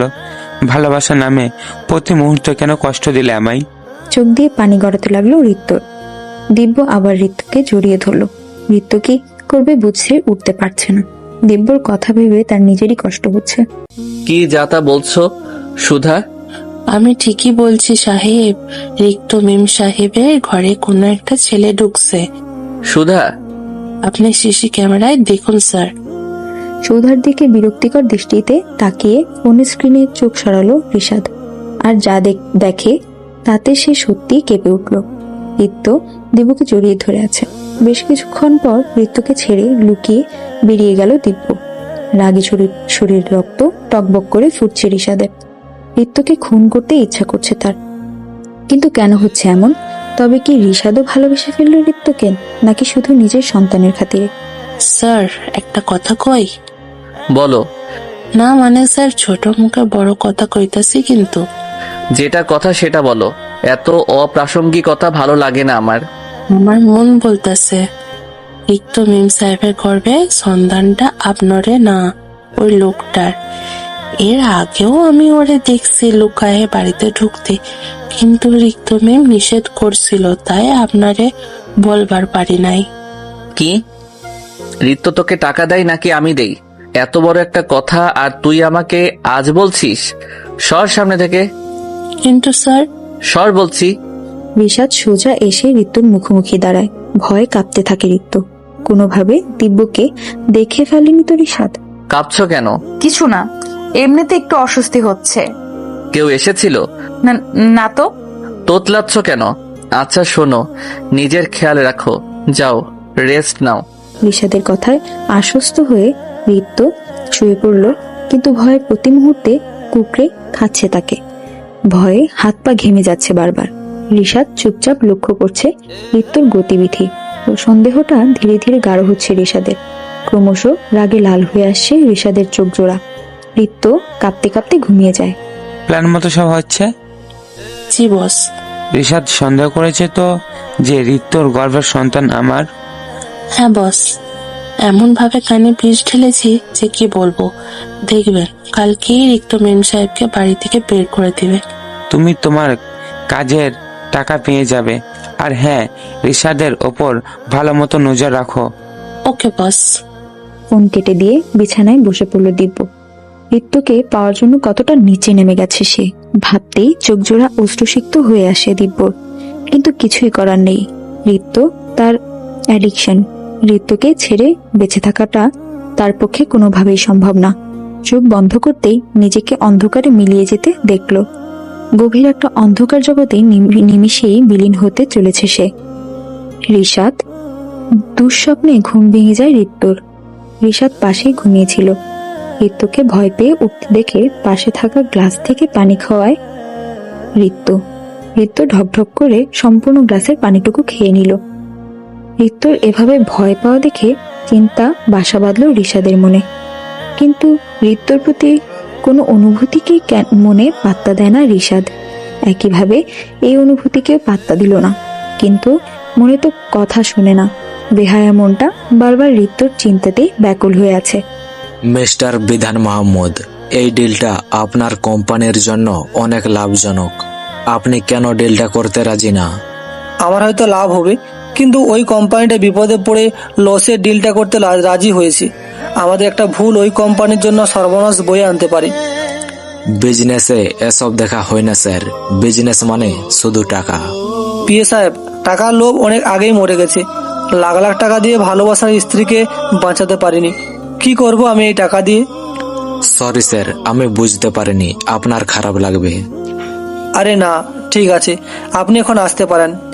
বিধান মাহমুদ চোখ বন্ধ করে চেয়ারে হেলান দিয়ে আছেন। মনটা বড্ড কু ডাকছে তার। বারবার মনে হচ্ছে খারাপ কিছু একটা হতে চলেছে। মনকে বারবার মিথ্যা প্রমাণ করতে উঠে পড়ে লেগেছেন তিনি, কিন্তু মন তো তা শুনছে না।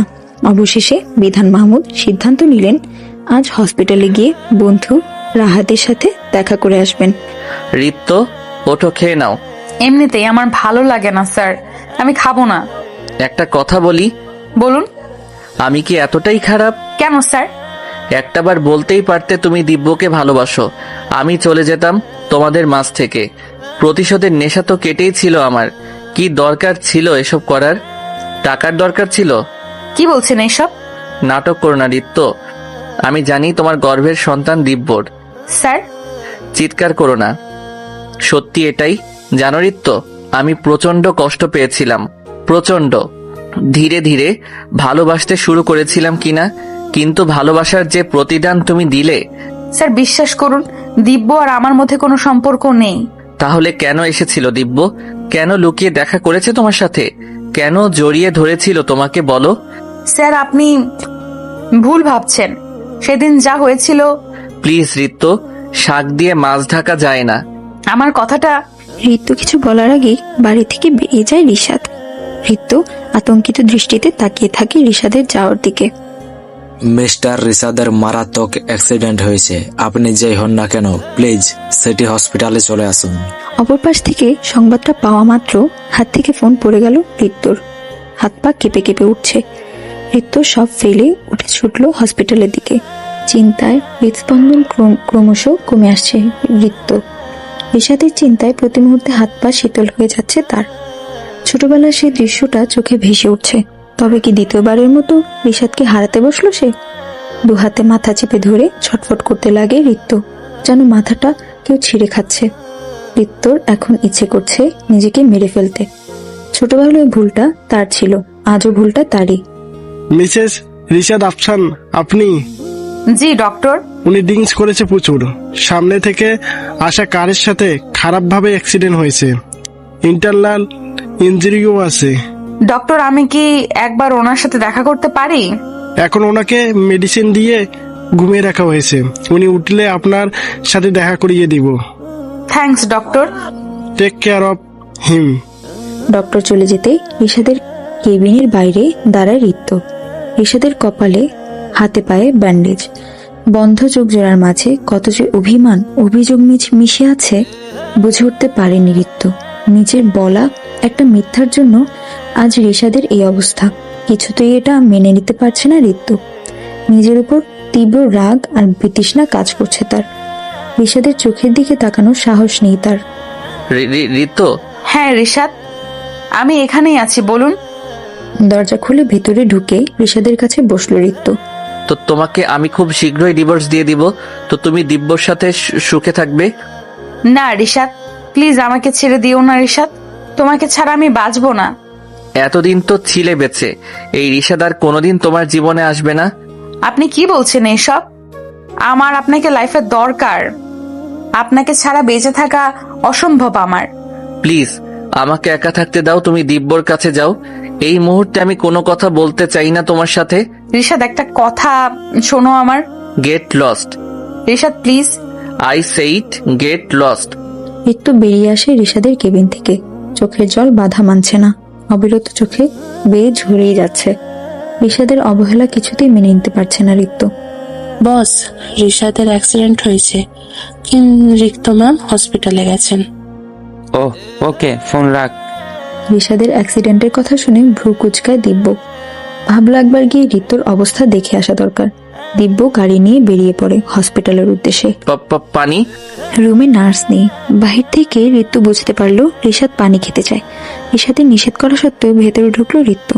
গ্লাসে পানি ঢেলে রিশাদকে দিল। পানিটুকু খেয়ে সামনে তাকাতেই রিশাদ দেখলো ঋতু। রাগে গ্লাসটা চেপে ধরলো রিশাদ। মুহূর্তে গ্লাস ভেঙে কয়েক টুকরা হয়ে গেল। কাঁচ ভাঙার শব্দে রিশাদের দিকে তাকাতেই ঋতু দেখলো রিশাদের হাতে কাঁচ ঢুকে হাত থেকে রক্ত ঝরছে। ঋতু ব্যান্ডেজটা নিয়ে রিশাদের হাতে বেঁধে দিতে গেল। ঋতু এগোতেই রিশাদ ঋতুর চুল টেনে ধরে ঋতুকে মুখের কাছে নিয়ে এলো। রিশাদের গরম নিঃশ্বাস পড়ছে ঋতুর মুখে, যা ভেতরটা নাড়িয়ে দিচ্ছে ঋতু। ব্যান্ডেজ সহ হাত থরথর করে কাঁপছে। রিশাদ ক্রমশ এগোচ্ছে ঋতুর মুখের দিকে। ঋতুর নিঃশ্বাস একেবারেই থেমে আসার মতো অবস্থা। ঋতুর চোখে চোখ রাখলো রিশাদ। অতঃপর আলতো করে ঋতুর গালে একটা চুমু এঁকে দিল।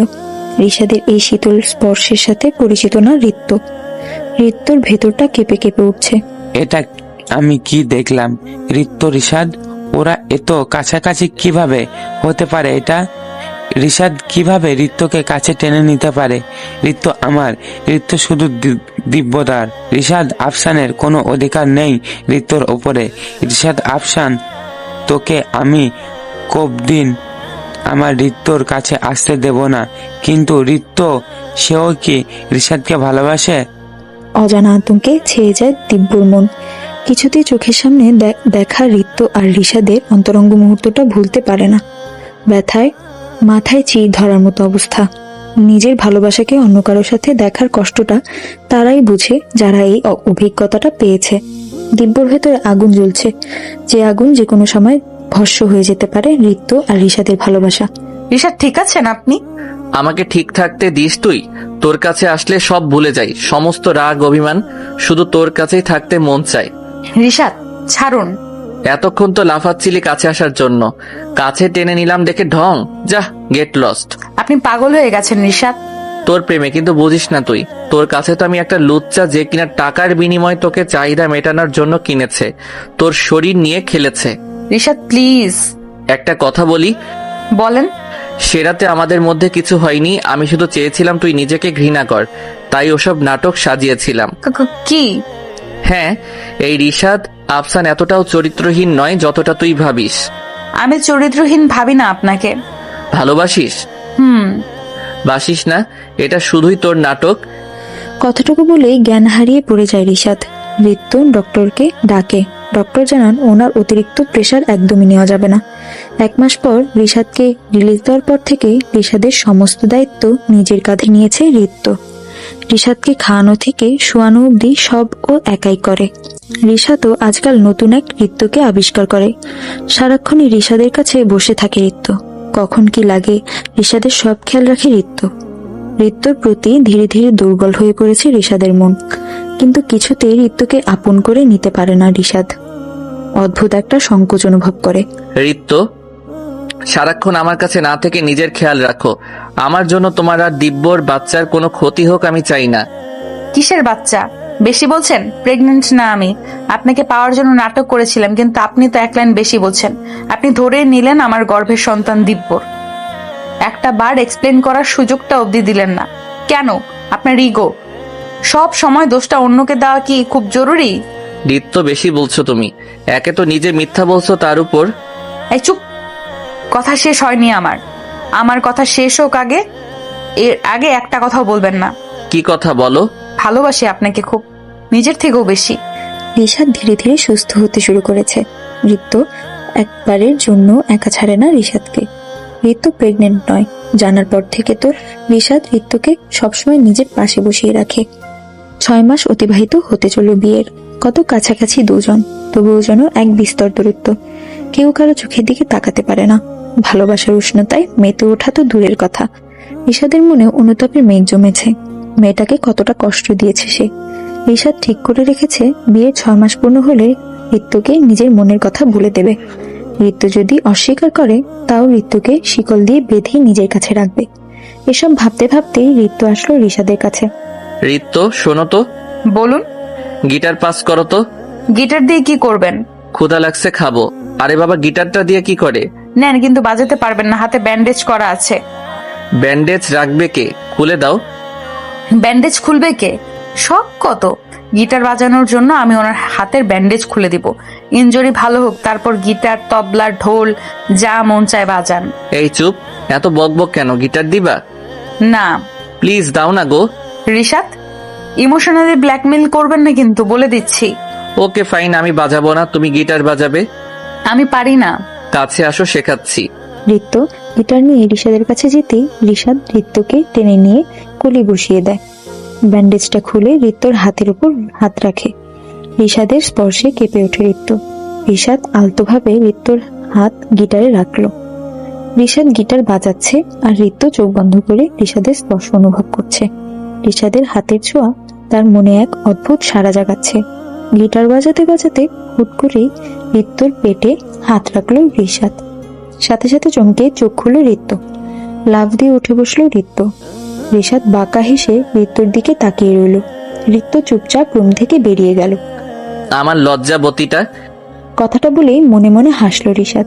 না, আমি রিশাদকে জিততে দেব না, কিছুতেই ঋত্যকে হারাতে পারবো না। ঋত্য আমার, শুধুই আমার ঋত্য, শুধু দিব্যর রিশাদ আফসেন, তোর মৃত্যু আমার হাতে। চিৎকার করে কথাগুলো বলছে দিব্য। দিব্যর চিৎকার শুনে বিধান মাহমুদ ছুটে এলেন দিব্যর ঘরে। কি হয়েছে দিব্য? চিৎকার করছো কেন দিব্য? দিব্যকে ঝাঁকাতে লাগলেন বিধান মাহমুদ। বিধান মাহমুদকে ধাক্কা দিয়ে বেরিয়ে গেল দিব্য। অজানা আতঙ্কের আশঙ্কায় গলা শুকিয়ে আসলো বিধান মাহমুদের। কি করবেন তিনি বুঝতে পারছেন না। ঋত্যর জীবনটা নষ্ট হোক তিনি চান না, কিন্তু নিজের ছেলের পাগলামির কাছেও বাধ্য তিনি। বারে বারে ঢোক গিলছেন বিধান মাহমুদ। এই বুঝি কোনো খারাপ খবর ধেয়ে এলো তার দরজার সম্মুখে, কিংবা হয়তো তার ছেলেই খারাপ খবর হয়ে এলো। চিন্তায় ঘামতে লাগলেন তিনি। বুক চিনচিন ব্যথা করছে তার। ঋত্যকে আমার মনের কথা জানাতেই হবে। আমি ঋত্যকে ছাড়া বাঁচবো না। আমার এই ঘৃণ্য জীবনকে ভালোবাসা দিয়ে আবৃত করতে একমাত্র ঋত্যই পারবে। ঋত্যই হবে এই রিশাদের রানী। মনে মনে কথাগুলো বলছে আর মুচকি হাসছে রিশাদ। ঠিক তখনই ঋত্য রুমে ঢুকলো। রিশাদকে হাসতে দেখে ঋত্য ভুরু কুঁচকে তাকালো। কার কথা ভেবে হাসছেন? আমার লাইফ লাইন। কে এসে? বলা বারণ। ও, খুব শীঘ্রই তাকে নিজের ওয়াইফ করব। রিশাদের শেষ কথাটা শুনে ঋত্যর মনে ঝড় উঠল। তার মানে রিশাদ অন্য কাউকে ভালোবাসে? রিশাদের জীবনে অযথাই পড়ে আছে ঋত্য? না, আর সম্ভব না। আমি চলে যাব রিশাদের জীবন থেকে। রিশাদ সুখে থাক নিজের লাইফ লাইনকে নিয়ে। আর কখনো রিশাদের লাইফে আসবো না। আর নাই কখনো নিজেকে মিসেস রিশাদ আফসান দাবি করব। আমি শুধুই একটা ভুল ওনার জীবনে আর ভুল হয়েই থাকবো। কখনো ভালোবাসবেন না উনি আমায়। কথাগুলো ভেবেই দীর্ঘশ্বাস ফেলল ঋত্য। তুমি আমার লাইফ লাইন ঋত্য, কিন্তু এখন তো বলবো না সেটা। I wanna give you a surprise baby. তোমাকে আমি তোমার মনের মতো করে প্রপোজ করব, আর নিজের মনের মতো করে সাজিয়ে নতুন করে ঘরে তুলবো। আর কষ্ট দিব না তোমাকে, ভালোবাসবো শুধু। I love you Ritya, I love you more than everything. মনে মনে ভাবছে রিশাদ। আজ ঋত্যর 6 months অ্যানিভার্সারি। রিশাদ সম্পূর্ণ বাড়ি সুন্দর করে সাজিয়েছে। ঋত্য তো ধরেই নিয়েছে আজ রিশাদ ওকে ডিভোর্স দিয়ে ওর লাইফ লাইনকে বিয়ে করবে। ঋত্য খালি বারবার দরজার দিকে তাকাচ্ছে। এই বুঝি রিশাদের লাইফ লাইন এলো। ঋত্যর কাজকর্ম দেখে রিশাদ হাসছে শুধু। অদ্রিটা কত ভালোবাসে তাকে। অবশেষে রিশাদ কিছু একটা অ্যানাউন্স করার জন্য মাইক হাতে নিল। ব্যাস, ভয় কাঁপতে শুরু করলো ঋত্য। ঋত্য কিছুতেই মাইক দিচ্ছে না রিশাদকে। ঋত্যর কাজ দেখে রিশাদ হাসবে নাকি কাঁদবে বুঝতে পারছে না। অবশেষে রিশাদ জোর করেই মাইক নিল ঋত্যর হাত থেকে। ঋত্য এখন কেঁদে দিবে এমন অবস্থা। রিশাদ ভ্যাবাচিকা খেয়ে আছে, কিন্তু মাইক হাতে নিয়ে বলা শুরু করে। So ladies and gentlemen, allow me to introduce you to my lifeline, my love. মেয়েটা শুধু আমার লাইফলাইন না, আমার সব। ওকে কতটা ভালোবাসি তা আমার নিজেরও জানা নেই, শুধু জানা আছে শি ইজ মাইন। আমার জীবনের প্রতিটা মুহূর্ত আমি তাকে চাই, তার ভালোবাসার আবরণে নিজেকে আবৃত করতে চাই। আমার জীবনের সমস্তটুকু তার নামেই লিখে দিতে চাই। So let me introduce you to my love miss. Rishad কিছু বলার আগে দিব্য এসে ঋত্যর হাত টেনে ধরল। দিব্যকে দেখেই রাগ উঠল রিশাদের। মাইক রেখে ঋত্যর কাছে এসে ঋত্যকে নিজের কাছে টেনে নিল রিশাদ। ঋত্যর গায়ে যদি তুই স্পর্শ করিস তোর হাত আমি ঠিক রাখবো না দিব্য।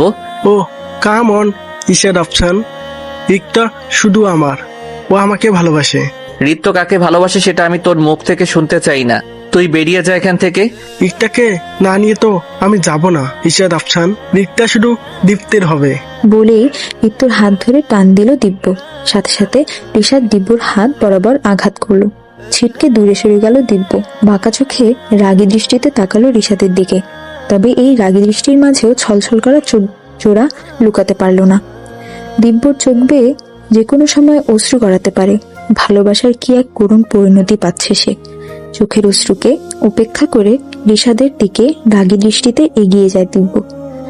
ঋত্য কেঁদেই ফেলেছে। রিশাদ আর দিব্যর এই সংঘর্ষে কষ্টটা সে বেশি পাচ্ছে। না রিশাদের ভালোবাসা পেয়েছে, আর না দিব্যর ভালোবাসা চেয়েছে। নিয়তি এমন এক মোড়ে এনে ফেলেছে ঋত্যকে, যেখানে সে ভালোবাসার জন্য হাতড়ে মরছে, কিন্তু ভালোবাসা তাকে ধরা দিচ্ছে না। অথচ মোড়ের ঠিক অপর প্রান্তে যে তাকে ভালোবাসা নিয়ে সংঘর্ষ হচ্ছে, তাও অজানা তার। সে তো জানে না রিশাদের লাইফলাইন আর কেউ নয়, সে নিজেই। মাথা চক্কর দিয়ে উঠেছে ঋত্যর, চোখ ঝাপসা হয়ে আসছে। সামনে দেখা দৃশ্যগুলো ধীরে ধীরে ধোঁয়াশা হয়ে মিশে যাচ্ছে। ধীরে ধীরে চোখটা বুজে আসলো ঋত্যর। নির্জীব দৃষ্টিতে তাকিয়ে আছে ঋত্য। ফ্লোর রক্তে ভেসে যাচ্ছে। রক্তের স্রোত ঋত্যর ঠিক পায়ের কাছে এসে থেমেছে। ঋত্যর নির্বাক চাহনিতে দেখেছে রক্তে মাখামাখি একটা শরীর। ফ্ল্যাশব্যাক। মারামারির এক পর্যায়ে দিব্য রিভলভার বের করে রিশাদের দিকে ধরে।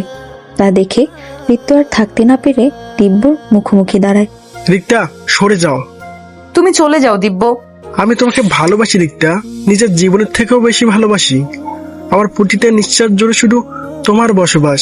তোমাকে ছাড়া ঠিক ততটাই অসহায় যতটা এই পৃথিবীতে একজন ব্যক্তি তার দৃষ্টি ছাড়া। প্লিজ দিব্য, চলে যাও তুমি। ওকে ফাইন, আমি যাব। আমার লাজ একটা কোশ্চেনে উত্তর দাও। বলো। তুমি আমাকে কি একটু ভালোবাসতে পারোনি? একটুও মায়া হয়নি আমার জন্য? আমি রিশাদকে ভালোবাসি। মাথা নিচু করে কথাটা বলতে গুলির তীব্র শব্দ পেল। মাথা তুলে তাকাতে ঋতু দেখল দিব্যর রক্তাক্ত দেহটা নিচে পড়ে আছে। ঠিক মাথা বরাবর নিজেকে গুলি করেছে দিব্য। দিব্যর লাশ দেখে কয়েক মিনিট দূরে সরে গেল ঋতু। আগের ন্যায় মস্তিষ্ক অচল হয়ে পড়ল কিছুক্ষণের জন্য। ঋতু রোবটের ন্যায় দাঁড়িয়ে শুধু দেখছে। সমস্ত বাড়িতে আতঙ্ক বিরাজ করে আছে। রিশাদ পুলিশকে ফোন করলো।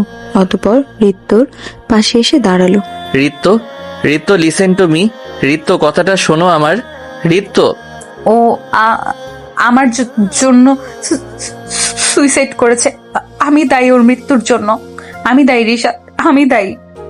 ঋত্য শান্ত হও তুমি। পুলিশ আসছে, ওনারা ডেড বডি নিয়ে যাবেন।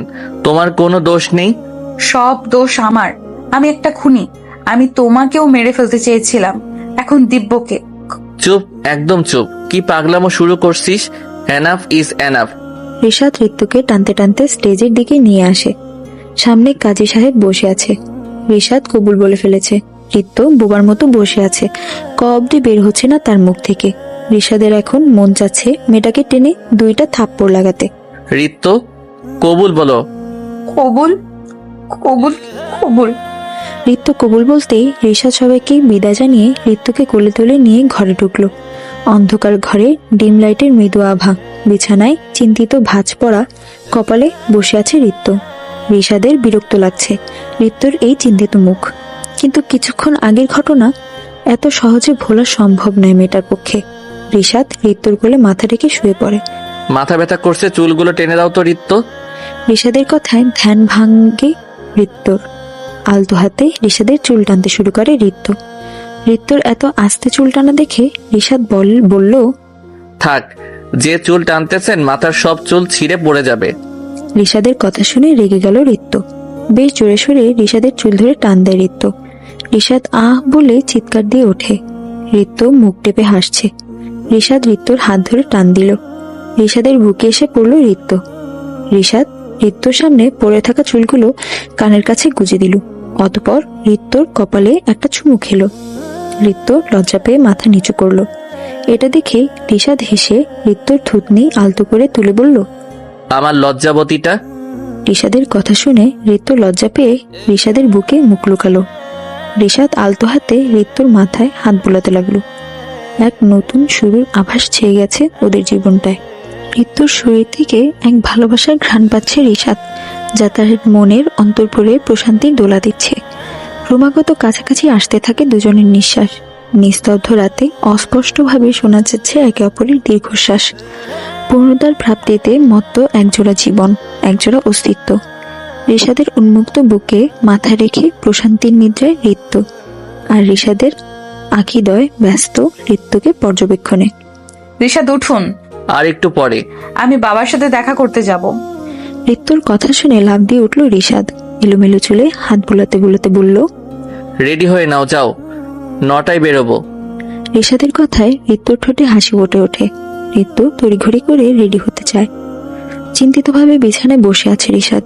সে বুঝতে পারছে না তাকে দেখার পর রাহাত আহমেদের প্রতিক্রিয়া কিরূপ হতে পারে। গাড়ি ড্রাইভ করছে রিশাদ। ঋতুর চোখ জুড়ে এক আলাদা দীপ্তি, বাবার সাথে দেখা করার এক তীব্র উত্তেজনা। অথচ রিশাদ একেবারেই ভাবশূন্য, একরকম চিন্তায় আছে সে। হুট করে মেয়ের বিয়ে মেনে নেওয়া কোনো বাবার পক্ষে সম্ভব না। হসপিটালের সামনে এসে গাড়ি থামালো রিশাদ। গাড়ি থামাতেই ঋতু দৌড়ে ভেতরে ঢুকলো। রিশাদ গাড়ি পার্ক করেছে। বাবা। রক্তি, মা এসেছিস তুই? বিয়ে করে বাবাকে ভুলেই গেলি? না বাবা। আয় বস। জামাই কোথায়? ওই তো বাবা আসছে। দরজার দিকে তাকাতেই বড়সড় একটা ঝাটকা খেলেন রাহাত আহমেদ। এই যে রিশাদ, মুখের হাসি মিলিয়ে গেল তার। রিশাদ এসে মাথা নিচু করে দাঁড়ালো রাহাত আহমেদের সামনে। রিয়াদ এখানে কি করেছে? আঙ্কেল, আমি তোমাকে প্রশ্ন করিনি, আমি আমার মেয়েকে প্রশ্ন করেছি যে রিয়াদ এখানে কি করছে। বাবা। বলবি তুই? বাবা, রিশাদই আমার বর, আমি ভালোবাসি রিশাদকে। যদি বাবাকে ভালোবাসিস এক্ষুনি ওই ছেলের সাথে সমস্ত সম্পর্ক শেষ করবি। বাবা, আমি ভালোবাসি রিশাদকে, ওকে ছাড়া আমি বাঁচতে পারবো না। বাবাকে ছাড়া বাঁচতে পারবি? তুই জানিস আমাদের সমস্ত সম্পত্তি ওই রিশাদ কেড়ে নিয়েছে। আমার হার্ট অ্যাটাকের জন্য ও দায়ী। এসব জেনেও তুই ওকে ভালোবাসিস? কিন্তু বাবা, প্রথমে ভুলটা আমরা করেছি, রিশাদকে ধোঁকা দিয়েছি। ওর বাবা মার মৃত্যুর জন্য আমরা দায়ী। এত কিছু জেনেও যদি ও আমাকে ভালোবাসতে পারে, তাহলে আমি কেন বাসবো না? তুই ওই ছেলেটার জন্য আমার সাথে তর্ক করছিস? বাবা, ওই ছেলেটা আমার স্বামী, আমার সমস্ত অপরাধ মাফ করে আমাকে আপন করেছে সে। রিক্ত। হঠাৎ বুকের বাম পাশে হাত দিয়ে বসে পড়লেন রাহাত আহমেদ। ঋতু দৌড়ে গিয়ে তাকে ধরতে নিলে তিনি নিজেকে ছাড়িয়ে নিলেন। নার্সরা এসে রাহাত আহমেদকে বেডে বসালেন। ডক্টরকে ডাকলেন। আপনারা প্লিজ বাইরে যান, আমি পেশেন্টকে দেখছি। ওকে ডক্টর। রিশাদ আর ঋতু বাইরে এসে দাঁড়ালো। ঋতু কেঁদে ভাসিয়ে ফেলছে। জীবনের সূচনাতে বাবার অভিশাপ নিয়ে কিভাবে জীবন শুরু করবে সে। ঋতুর চোখ বেয়ে অশ্রু ঝরছে। রিশাদ কিছুতেই বলতে পারছে না। ভুল তারও ছিল, প্রতিশোধের নেশায় অনেক নিচে নেমে গেছে সে। রিশাদ, আমি তোমাকে ছাড়া বাঁচবো না, আর না পারবো বাবাকে ছেড়ে থাকতে। তোমার এখন ওনার সাথে থাকা দরকার। রিশাদ, প্লিজ এসব বলো না, আমি তোমাকে ছাড়া বাঁচবো না। বাবাকে বোঝাও তুমি। ওনার অবস্থা একটু বেটার হোক, তারপর। এখন ওনার তোমাকে দরকার। আমি সব সময় থাকবো তোমার পাশে, ডোন্ট ওয়ারি। আর হ্যাঁ, উনি হয়তো জব ছাড়তে বলবেন তোমাকে, তুমি বলো ছেড়ে দিব, বাকিটা আমি আর কন্ট্রাক্ট দেখে নিব। রিশাদ, আমি পারবো সব সামলাতে। আমার তোমার উপর বিশ্বাস আছে। টেক কেয়ার, আমি আসছি। ঋতুর কপালে একটা চুমু দিয়ে বেরিয়ে গেল রিশাদ। ঋতু তাকিয়ে রইল রিশাদের যাওয়ার পানে। যতক্ষণ না রিশাদ দৃষ্টিগোচর হয় ততক্ষণ। তোর কি বিন্দুমাত্র লজ্জা হচ্ছে না রিক্ত? বাবা। দিব্য হয়তো খারাপ ছিল, কিন্তু সেই ছেলেটাই ছোট থেকে ভালোবেসে এসেছে, প্রতিটা প্রয়োজনে পাশে দাঁড়িয়েছে। একবার সে ব্যর্থ হলে বলেই কি তার এতদিনের সব উপকার ভুলে গেলি? কিন্তু বাবা, যে ছেলে নিজের জীবন দিয়ে দিল তোর জন্য, আর তুই কিনা রিশাদের সাথে ভালোবাসার জগতে মেতে আসিস। একটা অপরিচিত মানুষের মৃত্যু জানলেও আমরা কষ্ট পাই, সেখানে তুই কিভাবে এত সহজে ভুলে গেলি দিব্যকে? বাবা, বিশ্বাস করো, তোর ভালোবাসা কতটা ঠুকরো আমি বুঝে গেছি। আমি অফিসে গেলাম। চাকরি ছেড়ে দিবি এই মিথ্যা বলার কোনো দরকার নাই। যা রিশাদের সাথে এই সময়টুকু কাটা, কিন্তু খুব শীঘ্রই সেটাও বন্ধ হয়ে যাবে। কেন বুঝছো না বাবা? দিব্যকে আমি ভালোবাসি না। ভালোবাসিস না তাই বলে একটা মানুষের মৃত্যুতে তোর কোনো প্রভাব পড়বে না? এতটা নির্দয় তো আমার মেয়ে না। যা তুই, এই মুহূর্তে তোকে আমি নিজের সামনে সহ্য করতে পারছি না। আর কিছু না বলে ঋতু মাথা নিচু করে বেরিয়ে যায়। বাবার কথাগুলোকে মনে জায়গা দিতে চাইল না ঋতু, কিন্তু তারা জোর করেই জায়গা দখল করে নিচ্ছে বারবার। দিব্যর রক্তাক্ত চেহারা আর শেষ আকুতিটা ঋতুর বুকে এক সূক্ষ্ম ব্যথা সৃষ্টি করেছে, যা ক্রমাগত চক্রবৃদ্ধি হারে বেড়েই চলেছে। চোখ বুঝলেই ঋতু দিব্যর চেহারা দেখতে পাচ্ছে, কানে বাজছে দিব্যর আকুতি। অফিসে আসার পর থেকে দরজার দিকে তাকিয়ে আছে রিশাদ। ঋতুর অনুপস্থিতি তার কাছে ততটা কষ্টকর যতটা শরীরের একটা অংশ শরীর থেকে আলাদা হয়ে যায়। রিশাদ দরজার দিকে তাকিয়েই আছে। অবশেষে ঋতু ঢুকলো। ঋতুকে দেখেই উঠে আসলো রিশাদ। রিশাদকে দেখেও যেন দেখলো না ঋতু। সম্পূর্ণ উপেক্ষা করে নিজের ডেস্কে বসলো। ঋতুর এমন আচরণে ভিমড়ি খাওয়ার উপক্রম রিশাদ। মেয়েটা এভাবে তাকে অবহেলা করে যেতে পারলো কিভাবে? চিন্তায় কপাল বেয়ে ঘাম ঝরছে রিশাদের। রিশাদ ঋতুকে নিজের কেবিনে ডাকলো। অনিচ্ছা সত্ত্বেও গেল ঋতু। কি হয়েছে ঋতু, এমন করছো কেন তুমি? আমার কিছু হয়নি রিশাদ, আমি একা থাকতে চাই কিছুটা সময়। একা থাকতে চাও মানে কি ঋতু? আমি চাইলে অধিকার খাটিয়ে তোমাকে নিজের কাছে এনে রাখতে পারি, কিন্তু তোমার বাবার তোমাকে প্রয়োজন। এটা আমার বাধ্যবাধকতা না, আমার মানবিকতা। তুমি স্ত্রী আমার, তোমার মনের সকল কথা জানার অধিকার অবশ্যই আছে আমার। রিশাদ প্লিজ আমাকে একটু সময় দাও নিজেকে ঠিক করার। তুমি কবে ভুলছিলে ঋতু? আমি বরাবরই ভুল ছিলাম রিশাদ। দিব্যকে ভালোবাসা আমার ভুল ছিল, ওকে ভুলে তোমাকে বিয়ে করাটা আমার ভুল ছিল, দিব্যকে মৃত্যুর দিকে ঠেলে দেওয়া আমার ভুল ছিল, আর সব ভুলে তোমার প্রেমে মত্ত হওয়াটা আমার ভুল ছিল। ন্যূনতম মানবিকতা নেই আমার মাঝে। এসব কেন বলছো ঋতু? কি হয়েছে তোমার? ঋতু আর কিছু না বলে রেজিগনেশন লেটার রিশাদের হাতে ধরিয়ে দেয় ঋতু। অফিসে এসে এটাই করেছে ঋতু। ঋতু, ইউ হ্যাভ গোন ম্যাড। তুমি এমনটা করতে পারো না। আমি ভালোবাসি তোমায়। এতটা ঠুনকো কি করে হতে পারে তোমার ভালোবাসা? হ্যাঁ, আমার ভালোবাসা ঠুনকো। আমি কাউকে ভালোবাসার যোগ্যই না, আমি শুধু ঘৃণার যোগ্য। কারো ভালোবাসা পাওয়ার যোগ্যতা আমার নেই। আমাকে ভালোবেসে থাকলে প্লিজ সাইন করে দিও লেটারটাতে। ওহ, ভালো কথাই শুনবে না? Okay fine. মিসেস ঋতু রিশাদ আফসান, আপনার 1 ইয়ার কন্ট্রাক্ট শেষ হওয়ার আগে আপনি অফিস থেকে রিজাইন করতে পারবেন না। Rishad, call me sir. Sir please try to understand. অবশ্যই আমি বুঝবো। আপনি কন্ট্রাক্ট অনুযায়ী যদি 10 লাখ টাকা একদিনে পে করতে পারেন, ইউ উইল বি ফ্রি। জোর করে অফিসে আটকে রাখতে পারবেন, কিন্তু ভালোবাসা কখনোই পাবেন না। এটা অফিস মিসেস ঋতু, আপনি ভুলে যাচ্ছেন আপনার আর আমার সম্পর্ক শুধু বস এমপ্লয়ির। Okay sir. ঋতু মাথা নিচু করে নিজের ডেস্কে এসে বসলো।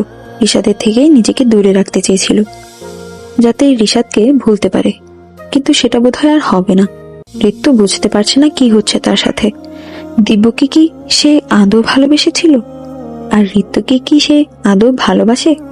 মনের সাথে এক প্রকার দ্বন্দ্ব করছে ঋতু।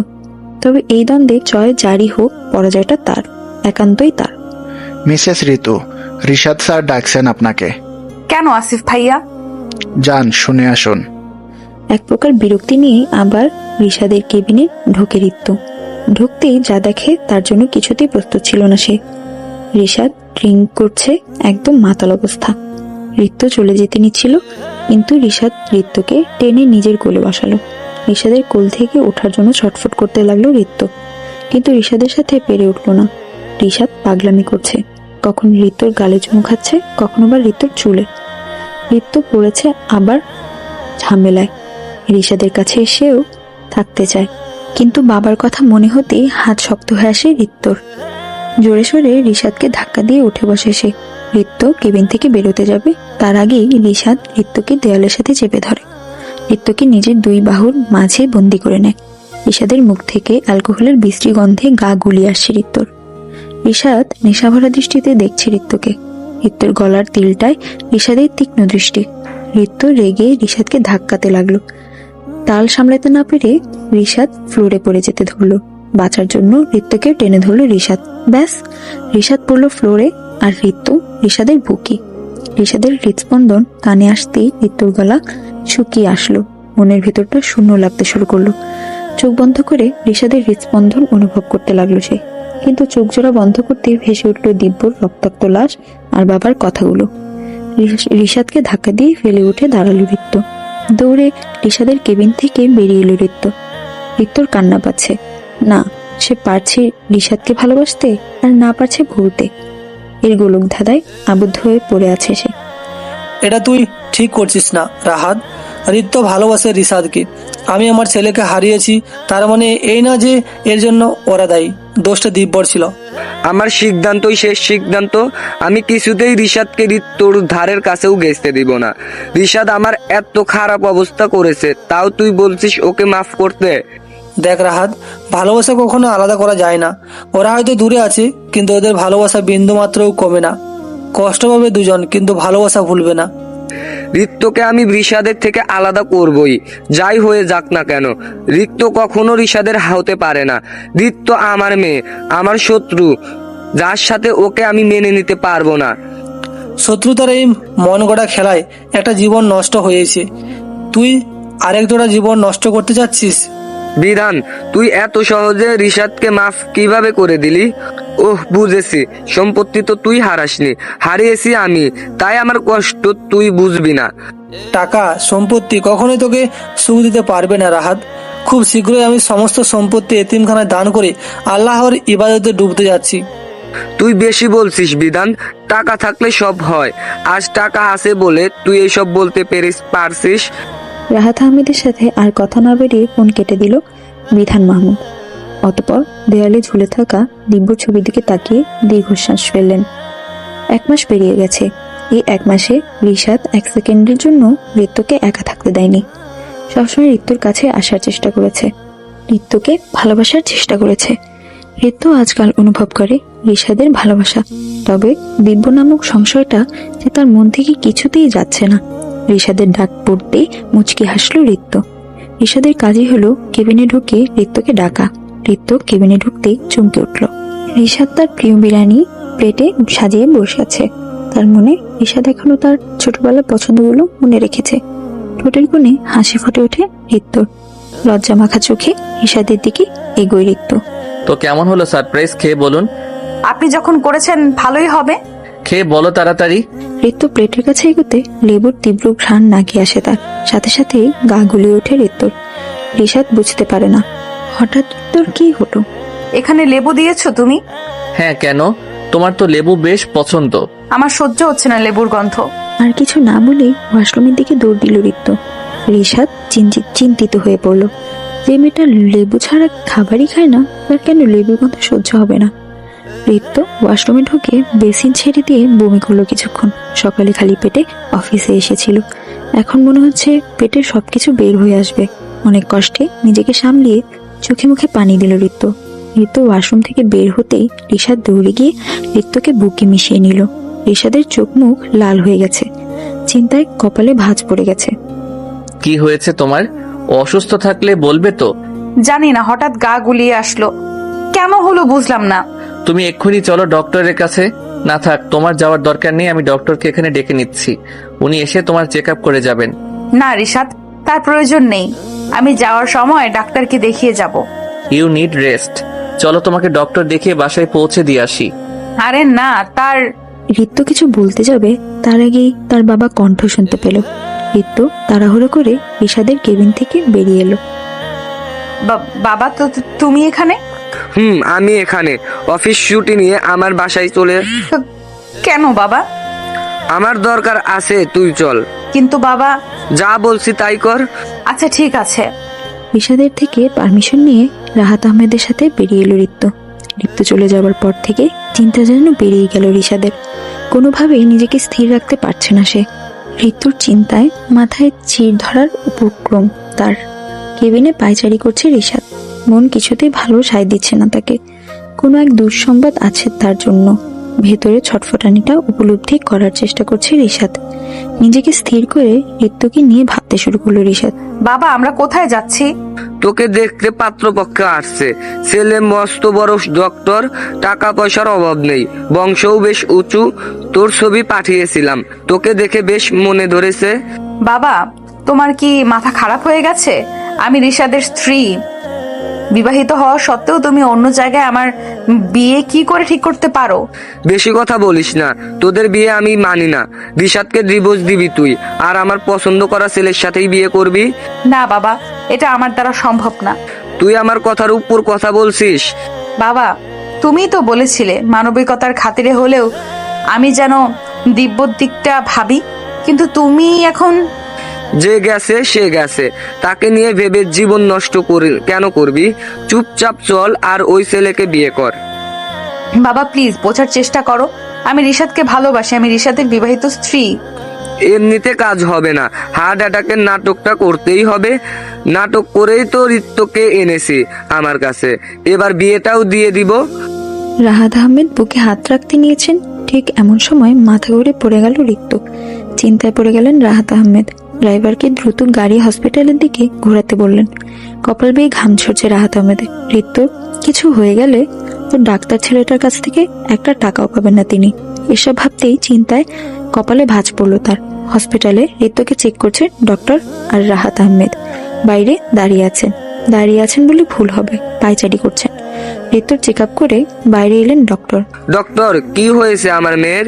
আরে চিন্তার কিছু নেই, মিষ্টিমুখ করুন, আপনার মেয়ে মা হতে চলেছে। কি মানে সর্বনাশ! এটা যদি ঋতু জানতে পারে তাহলে রিশাদকে বলে দিবে, তখন আমার হাতে আর কোনো পথ খোলা থাকবে না ঋত্যকে রিশাদের কাছে যেতে দেওয়া ছাড়া। কিন্তু কিছু একটা করতে হবে, এই সন্তানকে পৃথিবীতে আসতে দেওয়া যাবে না। কি হলো, আপনাকে এত চিন্তিত দেখাচ্ছে কেন? কি বলছেন আপনি ডক্টর? আমার মেয়ে তো বিয়েই হয়নি, একটা ছেলে বিয়ের প্রস্তাব দিয়েছে, এই সব করেছে। আপনি প্লিজ সন্তানটা নষ্ট করে দিন। আমার মেয়ে ওই নোংরা ছেলের অংশ, নিজের গর্বে জানলে আত্মহত্যা করবে।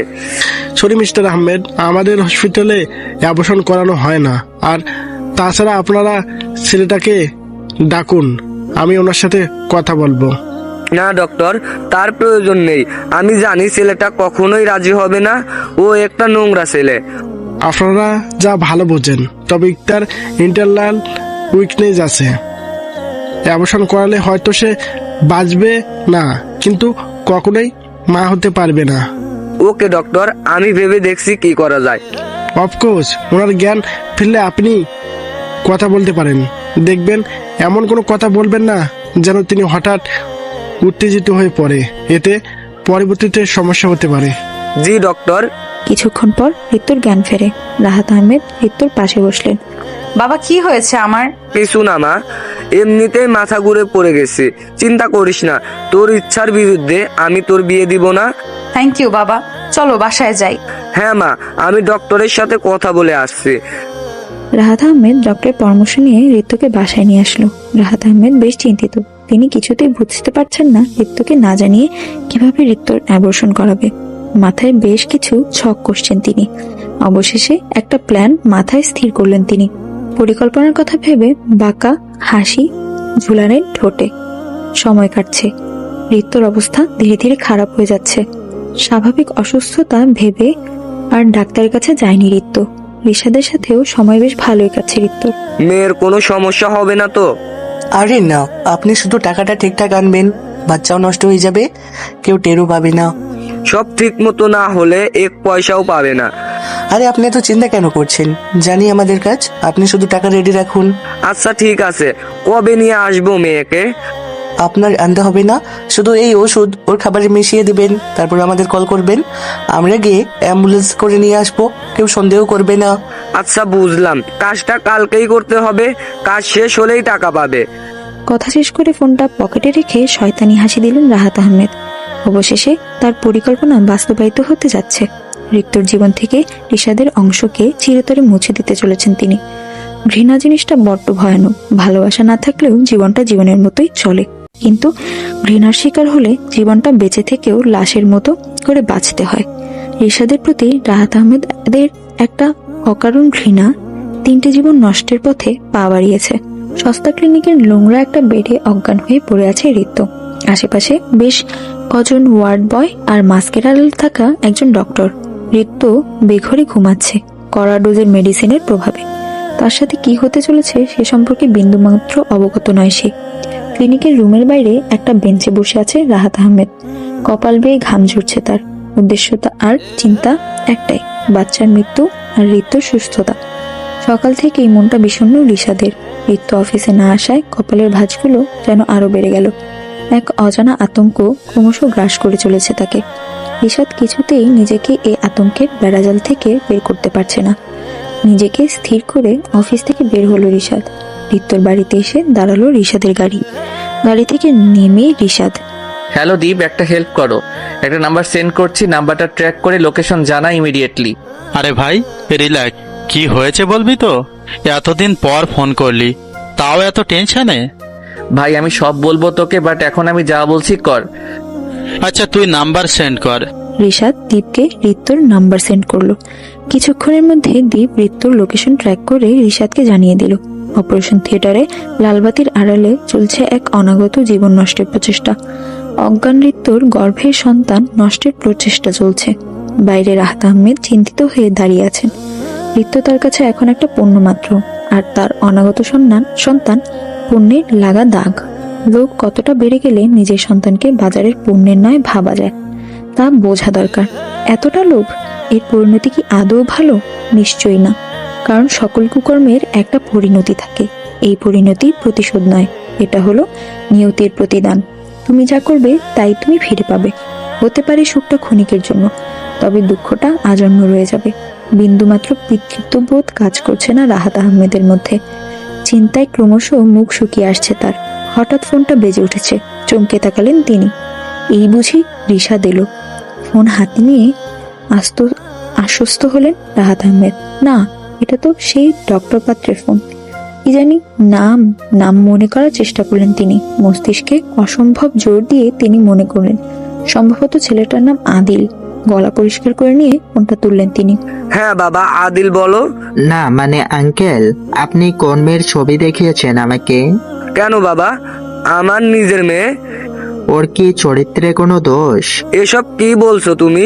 আমার মেয়ে একেবারে পবিত্র, আর তুমি কিনা তার চরিত্র দোষ দিয়ে কথা বলছো। আমি চোখ বন্ধ করে কিছু বলছি না, আমার কাছে প্রমাণ আছে। আমার ক্লিনিকের ওয়ার্ড বয়রা একটা অ্যাবরশন কেস এনেছে আমার কাছে। মেয়েটা অজ্ঞান, এ আপনারই মেয়ে।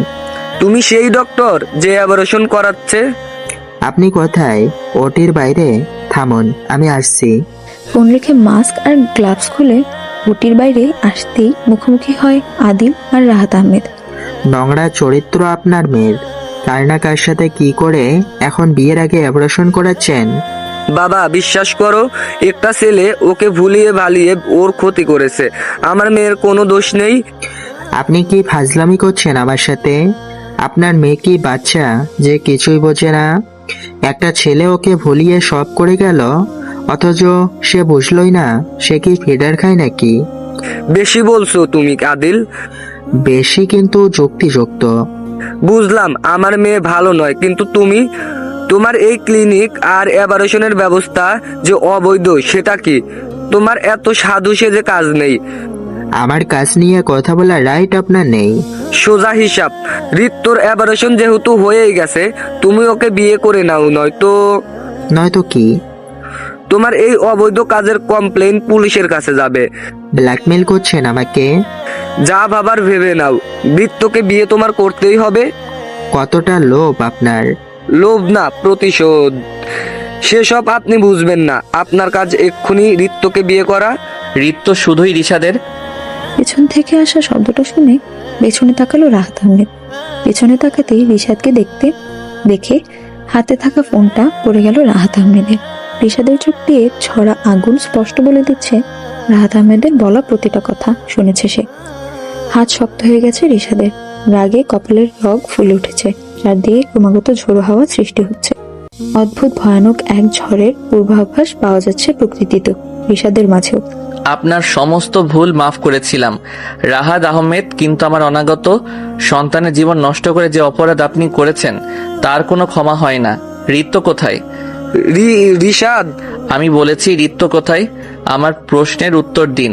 এর বাইরে একটা এক্সট্রা কথাও না। ঋতু কোথায়? ওটিতে।